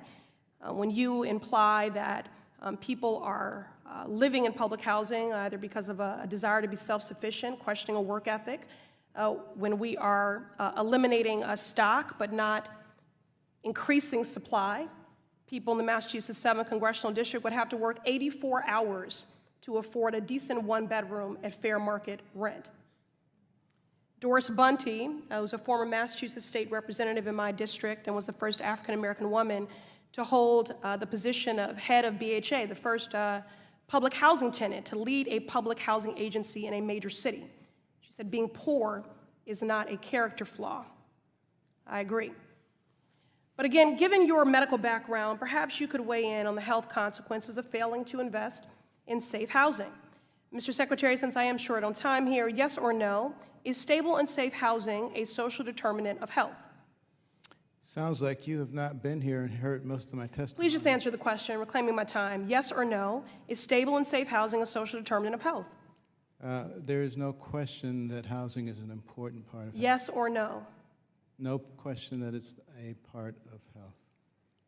It is well documented that health problems such as lead poisoning, asthma, and injuries from trips and falls, especially amongst our senior population, can be linked to substandard housing conditions. Combined, these conditions result in billions a year in healthcare costs. Many of those most at risk of developing these conditions reside in public and federally assisted housing. Yes or no? If left unaddressed, do you believe the substandard public housing conditions pose a risk to tenants' physical, mental, and emotional health? If left unaddressed. Yes or no? Can you ask me some questions yourself? You don't get to Stop dictate reading what my this line other of stuff? questioning is, reclaiming my time. You're a very smart You can man, reclaim so it all you you want. understand the question. Please answer it. Yes or no, if left unaddressed, which I believe they are unaddressed because this budget does not reflect the need, do you believe the substandard public housing conditions pose a risk to tenants' physical, mental, and emotional health? You already know the answer to that. Yes or no? You know the answer. Yes or no? I know the answer. Do you know the answer? Yes or no? Reclaiming my time. You don't get to do that. The time belongs to the gentlelady. The evidence is clear that if we do not invest the necessary funds today, we will pay the price in people's health tomorrow. And what is this administration's response? Cuts. Cuts to crucial funding like the Public Housing Operating Fund and the Family Self-Sufficiency Program, Section 202 housing for elderly and Section 811, housing for persons with disabilities, and even the complete elimination of the Public Housing Capital Fund. These policies are devoid of empathy and humanity, and you've been talking in the abstract, but I want to get specific. There's a Miss Northcross, a mother and a grandmother living in Brighton in my district. She's raised her children and now cares for her grandchildren in property with thick mold on the walls. Her son was recently hospitalized, look at the pictures here, because of bone tumors in his arm and leg. He needs surgery to save and improve his quality of life, but he won't get it because the family must have a sanitary, stable housing condition first. Their actual home literally poses a risk of post-op injury and infection. Her question to you is, what do they become? When you raise children in these conditions, what can they become? So yes or no? Do Ms. Norcross and her family deserve to live in these conditions because they are poor? If you've listened to any... Yes or no, do that they I have deserve to live in say, these conditions because they are you poor? know very well... Would you let your grandmother live in public housing? You know very well... Would you let your my grandmother view live in on public this. housing, yes or no? You know very well... Under your watch and at your helm, would you allow your grandmother to live in public housing under these conditions? It would be very nice if you would stop acting... You've stated that The gentleman from Florida, Mr. Lawson, is recognized for 5 minutes. Thank you, Madam Chair. It's a great day in America. Doctor, welcome to the committee. When I was 5 years old, we lost everything, house, everything, and moved a number of times. And 6 in the family. And my father had to recover, and eventually, you know, we built a house. And I still own that house today after they are gone. So I do believe is that if people work hard enough, you know, and they want to survive, they can survive, sometimes without the government help, because there was no government help then. But one of the things that I would like to do, as you said earlier in your testimony, and I lived in all kind of conditions, you know, is to ask for the help from your department and to develop housing IRAs. And I'm gonna give you a chance to respond to that. And what I mean by that is to try to see if we can move people out of public housing into home ownership. And maybe a certain portion of the rent might go into the deferred account, where eventually they can get enough money to get a down payment and be able to live in a home. The other thing is, with all the millennials that we have now, is also to develop affordable, deductible, tax-deferred IRAs, so as they're renting all of this time, that they can also set aside funds on a tax-deferred basis, so they at one point be able to have home ownership. You know, and I really appreciate the opportunity when you came down to Jacksonville with Senator Rubio and myself to meet at Eureka Gardens on the condition that we had down there with these management companies and so forth, which caused a lot of problems in a lot of public housing and kind of hard to regulate. So, but those IRA, I've been working on some legislation on that, probably have a long ways to go to get the concept accepted, but I think it's something that we can move forward with, is to move people, and I'm gonna stop right now where you can talk before my time run out. Well, thank you, and thank you for the work that you've done on behalf of the people who, particularly in the Jacksonville area, were suffering very significantly. And that's what we should be doing, looking for ways to get those people into a different type of environment. And really, that's what this is all about. You know, it's not about ideology and, you know, who's evil and who's bad. It's about the people themselves. And when we can actually focus on them, that's how we're actually able to solve the problems. That's why I was able to come to an agreement with Mayor de Blasio in New York, even though we have very different views on things, by focusing on the people. And that's always going to be the solution for the problems that we have here. How do you feel about the deferred IRA for housing? I think this is a very excellent idea, and we're trying to find better ways to expand their family self-sufficiency program. One of the ways that I've been talking about and suggesting is that people be able to take part of their monthly subsidy, put it into an escrow, and that is used specifically for the maintenance of their apartment. If they don't have a lot of maintenance, it just continues to grow. And then if they leave public housing within a certain period of time, they get all of that money that has accumulated and can use it for a down payment, because there are a lot of people who can keep their head above water, but they never will be able to accumulate a down payment. And that, as I said earlier, is the key method of wealth accumulation in this country, is home ownership.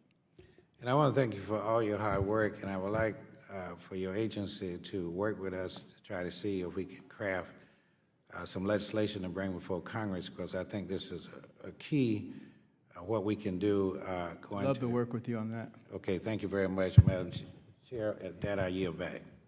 Thank you. The gentleman from Minnesota, Mr. Phillips, is recognized for 5 minutes. Thank you, Madam Chair, and welcome, Mr. Secretary. Thank you. One day in the distant future, when you look back and reflect on your work at HUD, what do you want your legacy to be? Well, you know, I'm frequently asked about my legacy, and to be honest with you, I'm not a legacy person, but I would very much like to see the organization turn from one that just takes care of people to one that sets people on a trajectory of success. Okay. And in general terms, your philosophy relative to the role of our federal government in providing housing to the least advantaged in the country? Well, I think we definitely have a responsibility to take care of those who cannot take care of themselves. So, you know, the elderly, the disabled, who, you know, simply aren't able to do anything. But I think we have a responsibility to help those who are work able to get on a trajectory of success where they begin to believe in themselves. And as I said before, most important resource that we have in this country is our people. And we only have 330 million people. It's not a lot of people compared to China that has 4 times that many, and India with 4 times that many. We have to compete against them. We will never be able to compete with them in the future if we don't concentrate on developing our people. I would agree. And if I gave you a magic wand right now and you could wave it and affect one policy change that you think would lead us to that end, what might it be? If I could do one thing with a magic wand, I would make this country stop hating each other. You're here. I would join you. We get a whole lot done. I'll share the wand with you. I do have a question about mortgage insurance premiums. And as you know, this is before you became secretary, but the Trump administration suspended the proposed decrease by a 1/4 point in the premium rate. And I'm just curious, have you considered that and your thoughts on it and why this indefinite suspension continues? Well, certainly when I first came, there was a lot of pressure to lower the premium by 25 basis points, and they said more people would be able to get, mortgage guarantees. But if we had done that, we would have ended up with less than 2% of the capital ratio that is required by Congress. It would have ended up at 1.7%. Now we're in a reasonable shape, but we still have to be very careful because we have a lot of things that impinge upon the mutual mortgage insurance fund. So, it's done on a day-by-day, week-by-week, month-by-month basis, looking at the risk and making adjustments as necessary. Okay, so prospectively a chance that it could be reduced? Always, okay. Absolutely. I hear votes. My last question is your position on establishing parity on mortgage insurance with the private market. Your thoughts? With the private market? Mm-hmm. We want to bring as much private equity into the system as we possibly can. Obviously, we need to have government backstops in order to provide confidence in the market. But we need to enact policies that encourage private capital to come in. Agreed. And your thoughts relative to the 78% threshold that no longer, when reached, no longer requires mortgage insurance in the private market, vis-a-vis FHA?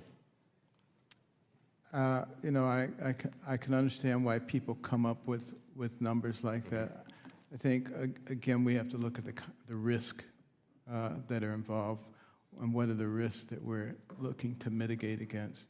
And is there a one-size-that-fits-all model where 78% is the magic number?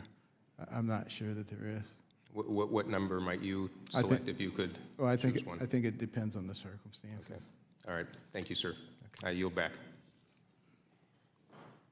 Thank you very much. I'd like to thank Secretary Carson for his time today. The conversation that we had earlier about taking a break is not necessary now. We're going to go to our classified briefing, and there's no need for you to remain.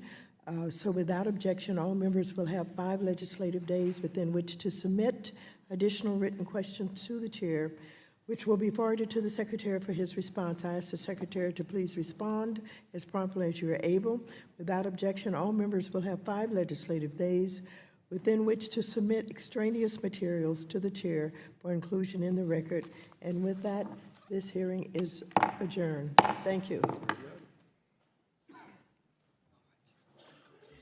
Okay.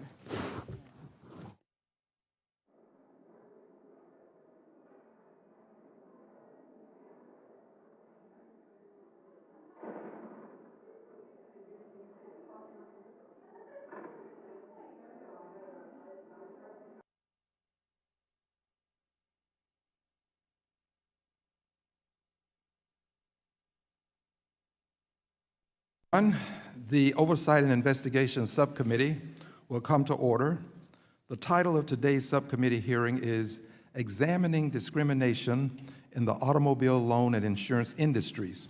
Without objection, the chair is authorized to declare recess of the subcommittee at any time. Also, without objection, members of the full Financial Services Committee who are not members of the subcommittee may participate in today's hearing for the purposes of making an opening statement and questioning the witnesses.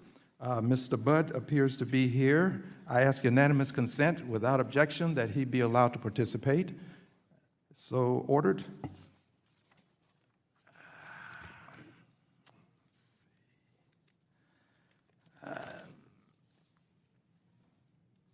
Today's hearing, as I indicated, is styled Examining Discrimination in the Automobile Loan and Insurance Industries, and it is long overdue.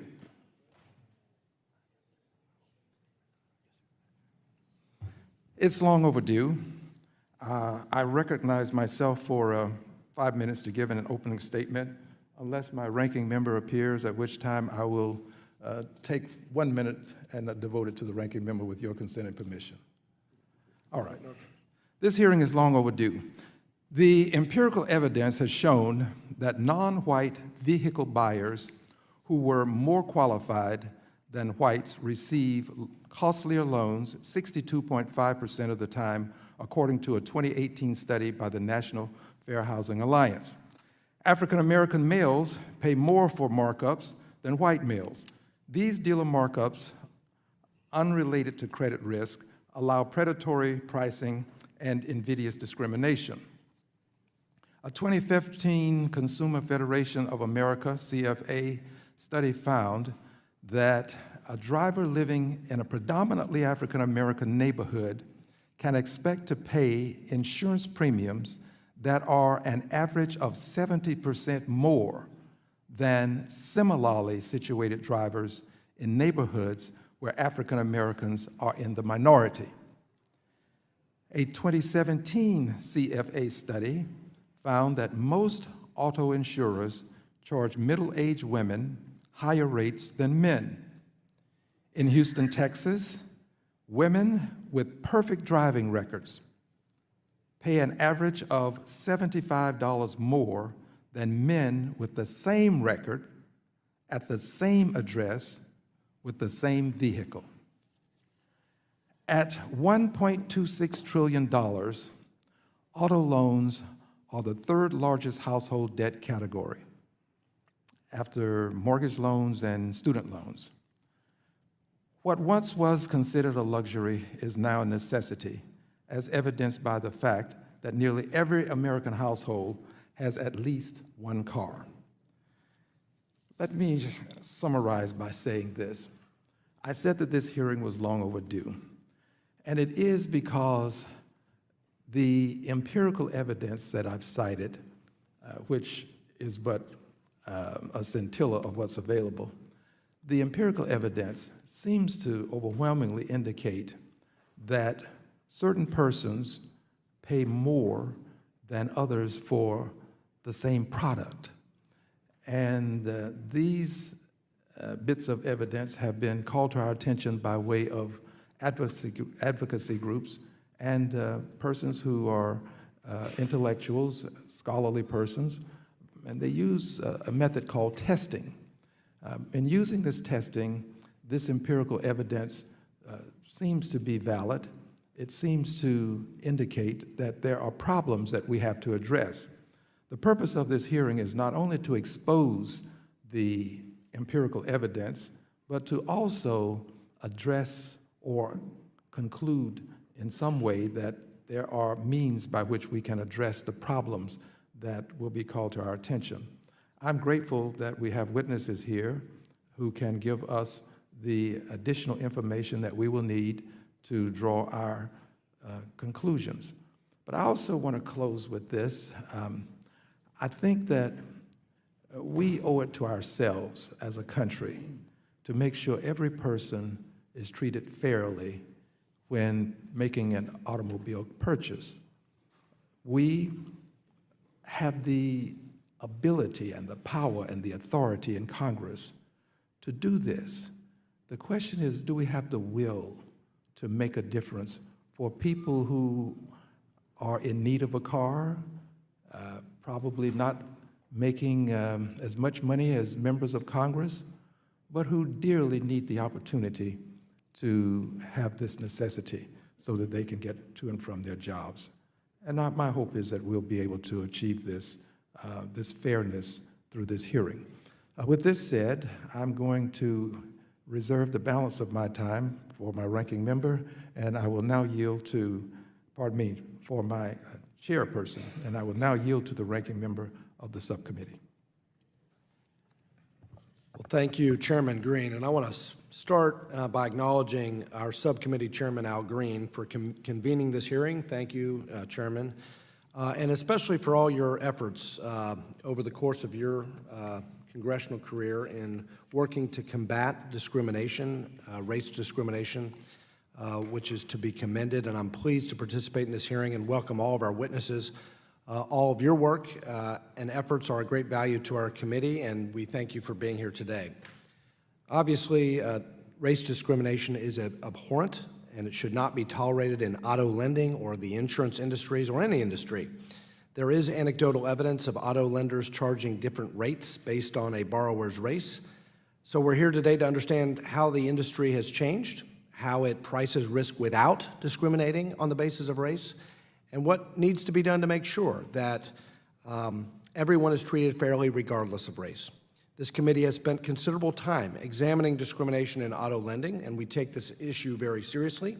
The committee has investigated and released several reports on this matter in the past, and our work is ongoing. Studies purporting to show widespread discrimination in auto lending have routinely proven flawed. For example, a 2013 report by the CFPB contended that dealer-assisted auto financing has a, quote, disparate impact on the price of credit for consumers in protected classes. As it turned out, the CFPB's methodology for counting African Americans was off by 41%, among many other problems. The committee's investigation of the matter found that the CFPB knew its methods were deeply flawed and prone to significant error, according to internal documents, but the Bureau released its study anyway. To be clear, racial discrimination in auto lending is illegal, and it should be. We must ensure that the industry does not move backwards, and we need to base that work on accurate data and reliable findings. States continue to be the most effective regulators of the auto lending industry, as has been the case for almost a century. This was certainly true in 2010 when Dodd-Frank was enacted. Section 1029 of the Dodd-Frank Act specifically excluded auto dealers from the CFPB's jurisdiction.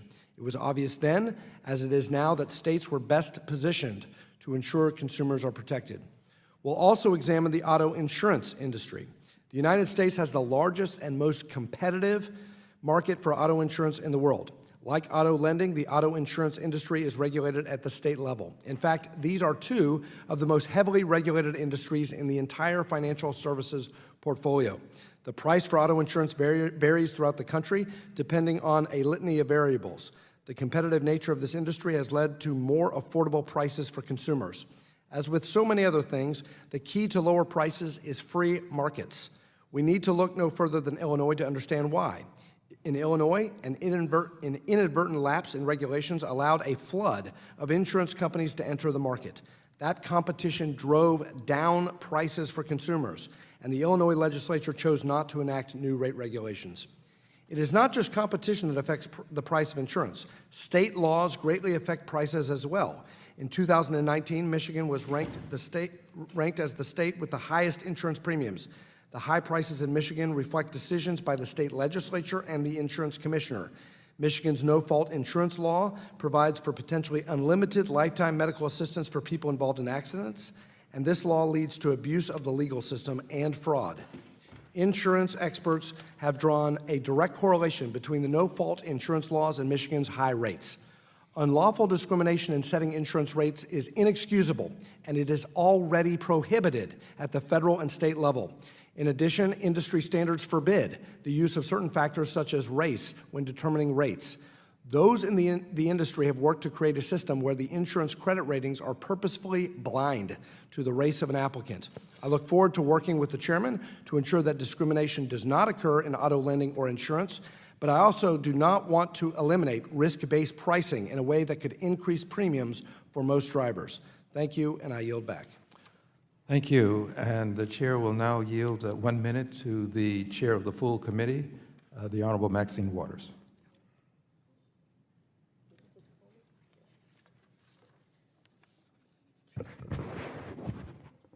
Thank you very much, Mr. Chairman. Buying a car is a significant purchase for many Americans and should be a fair and transparent transaction, free of discrimination. Unfortunately, this is not the case for persons of color. The National Fair Housing Alliance, in a test of auto lending discrimination, found that nearly 2/3 of minority loan applicants received higher cost financing options from automobile dealers than less qualified white applicants. Last Congress, Republicans impeded enforcement of fair lending laws, making discrimination potentially worse.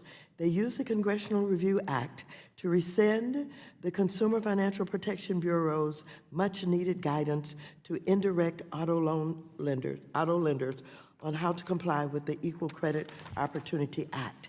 Discrimination also exist in the auto insurance industry. For example, the Consumer Federation of America found that auto insurers charge women and persons living in predominantly African-American communities disproportionately higher premiums. These types of practices warrant congressional scrutiny, analysis, and ultimately legislation. With that, Mr. Chairman, I yield back the balance of my time. Gentlelady yields. The chair now recognizes the ranking member of the full committee, the Honorable Mr. McHenry. Well, I thank you, Chairman Green. Thank you for your leadership, especially on this topic. And thank you to the ranking member, Mr. Barr, as well, for his leadership. So let me be clear. There is no place for discrimination, period. The idea that lenders or insurers would charge a different rate based off skin color, ethnicity, or gender is contrary to everything that we stand for as a society. To have this discussion, we must have the most accurate statistics available. As Congressman Barr outlined, the CFPB used an algorithm that attempted to identify the race of borrowers based simply on their name and address. I don't have to look any further than my own community to see the failure of that practice. Seeing as there are two families, McHenry, in my hometown, and our race and ethnicity is different. So a name does not do justice, nor does a zip code simply do justice to an understanding of race. As it turns out, the CFPB later acknowledged that that algorithm had a 20% error rate. And then an independent analysis of it said that it could be as high as 40%. So both the lending and insurance industries, which are the focus of today's hearing, though, are regulated at the state level. So I want to understand if there's any limitation on the states taking the appropriate action to make sure that this does not happen. So with that, thank you, Mr. Green. The gentleman yields. We now welcome our witnesses. Mr. John Van Alst, an attorney, National Consumer Law Center, Director, Working Cars for Working Families. Ms. Rachel J. Cross, Policy Analyst, Frontier Group. Christian Clark, President and Executive Director, Lawyers Committee for Civil Rights Under Law. And Mr. Joshua Rivera. And we have Ms. Talib, a member of this committee who is from Michigan. She will say more about Mr. Rivera. Oh, are you recognizing me, Chairman? Yes, Well, thank you so much. I just want to thank so much Mr. Rivera, who co-authored Auto Insurance and Economic Mobility in Michigan, but also for my colleagues to know, our emphasis and advocacy around non-driving factors, which go beyond just race-based kind of discrimination. But I'm really looking forward to, and thank you so much for the ranking member Barr's leadership, as well as Chairman Green and our incredible chairwoman, Maxine Waters, and making this a very important critical issue to talk about the fact that we are increasingly using non-driving factors. People that become widowed, retired, so forth, are being considered as factors against car rates. Thank you so much, Chairman. Thank you for your remarks. Moving on, the next witness will be Mr. James Lynch, the Vice President of Research and Education with the Insurance Information Institute. We'd like to welcome and thank you for being here. The witnesses will be recognized each for 5 minutes to give an oral presentation of their testimony, and without objection, the witnesses' written statements will be made a part of the record. Once the witnesses have finished presenting their testimony, each member of the subcommittee will have 5 minutes within which to ask questions. On your table, and this is directed to the witnesses, you will see 3 lights. The green light means that you may go. The yellow light is the indicator that you have 1 minute left, and then you are running out of time, and the red light, of course, means that you are out of time. The microphones are very sensitive, so please make sure you speak directly into them. With that, Mr. Van Alst, you are now recognized for 5 minutes. Would you please move a bit closer or turn the mic on? I think it wasn't on. Thank you. Chairman Green, Ranking Member Barr, and distinguished members of the subcommittee, thank you for inviting me here today to discuss discrimination in cars. I'm an attorney with the National Consumer Law Center, where I work with legal services attorneys, government attorneys, and private attorneys across the country, all of whom help low-income families with issues with cars and car finance.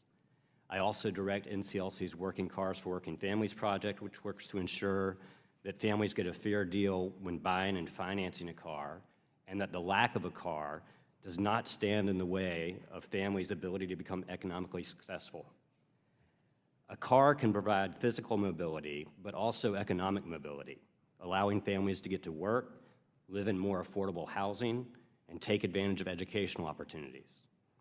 While cars can be a tool to help escape poverty, they're very expensive. In 2018, the average used car price exceeded $20,000.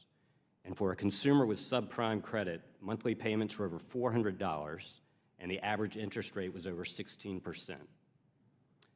But for some consumers, buying, financing, and using a car can be even more expensive because of their race and ethnicity.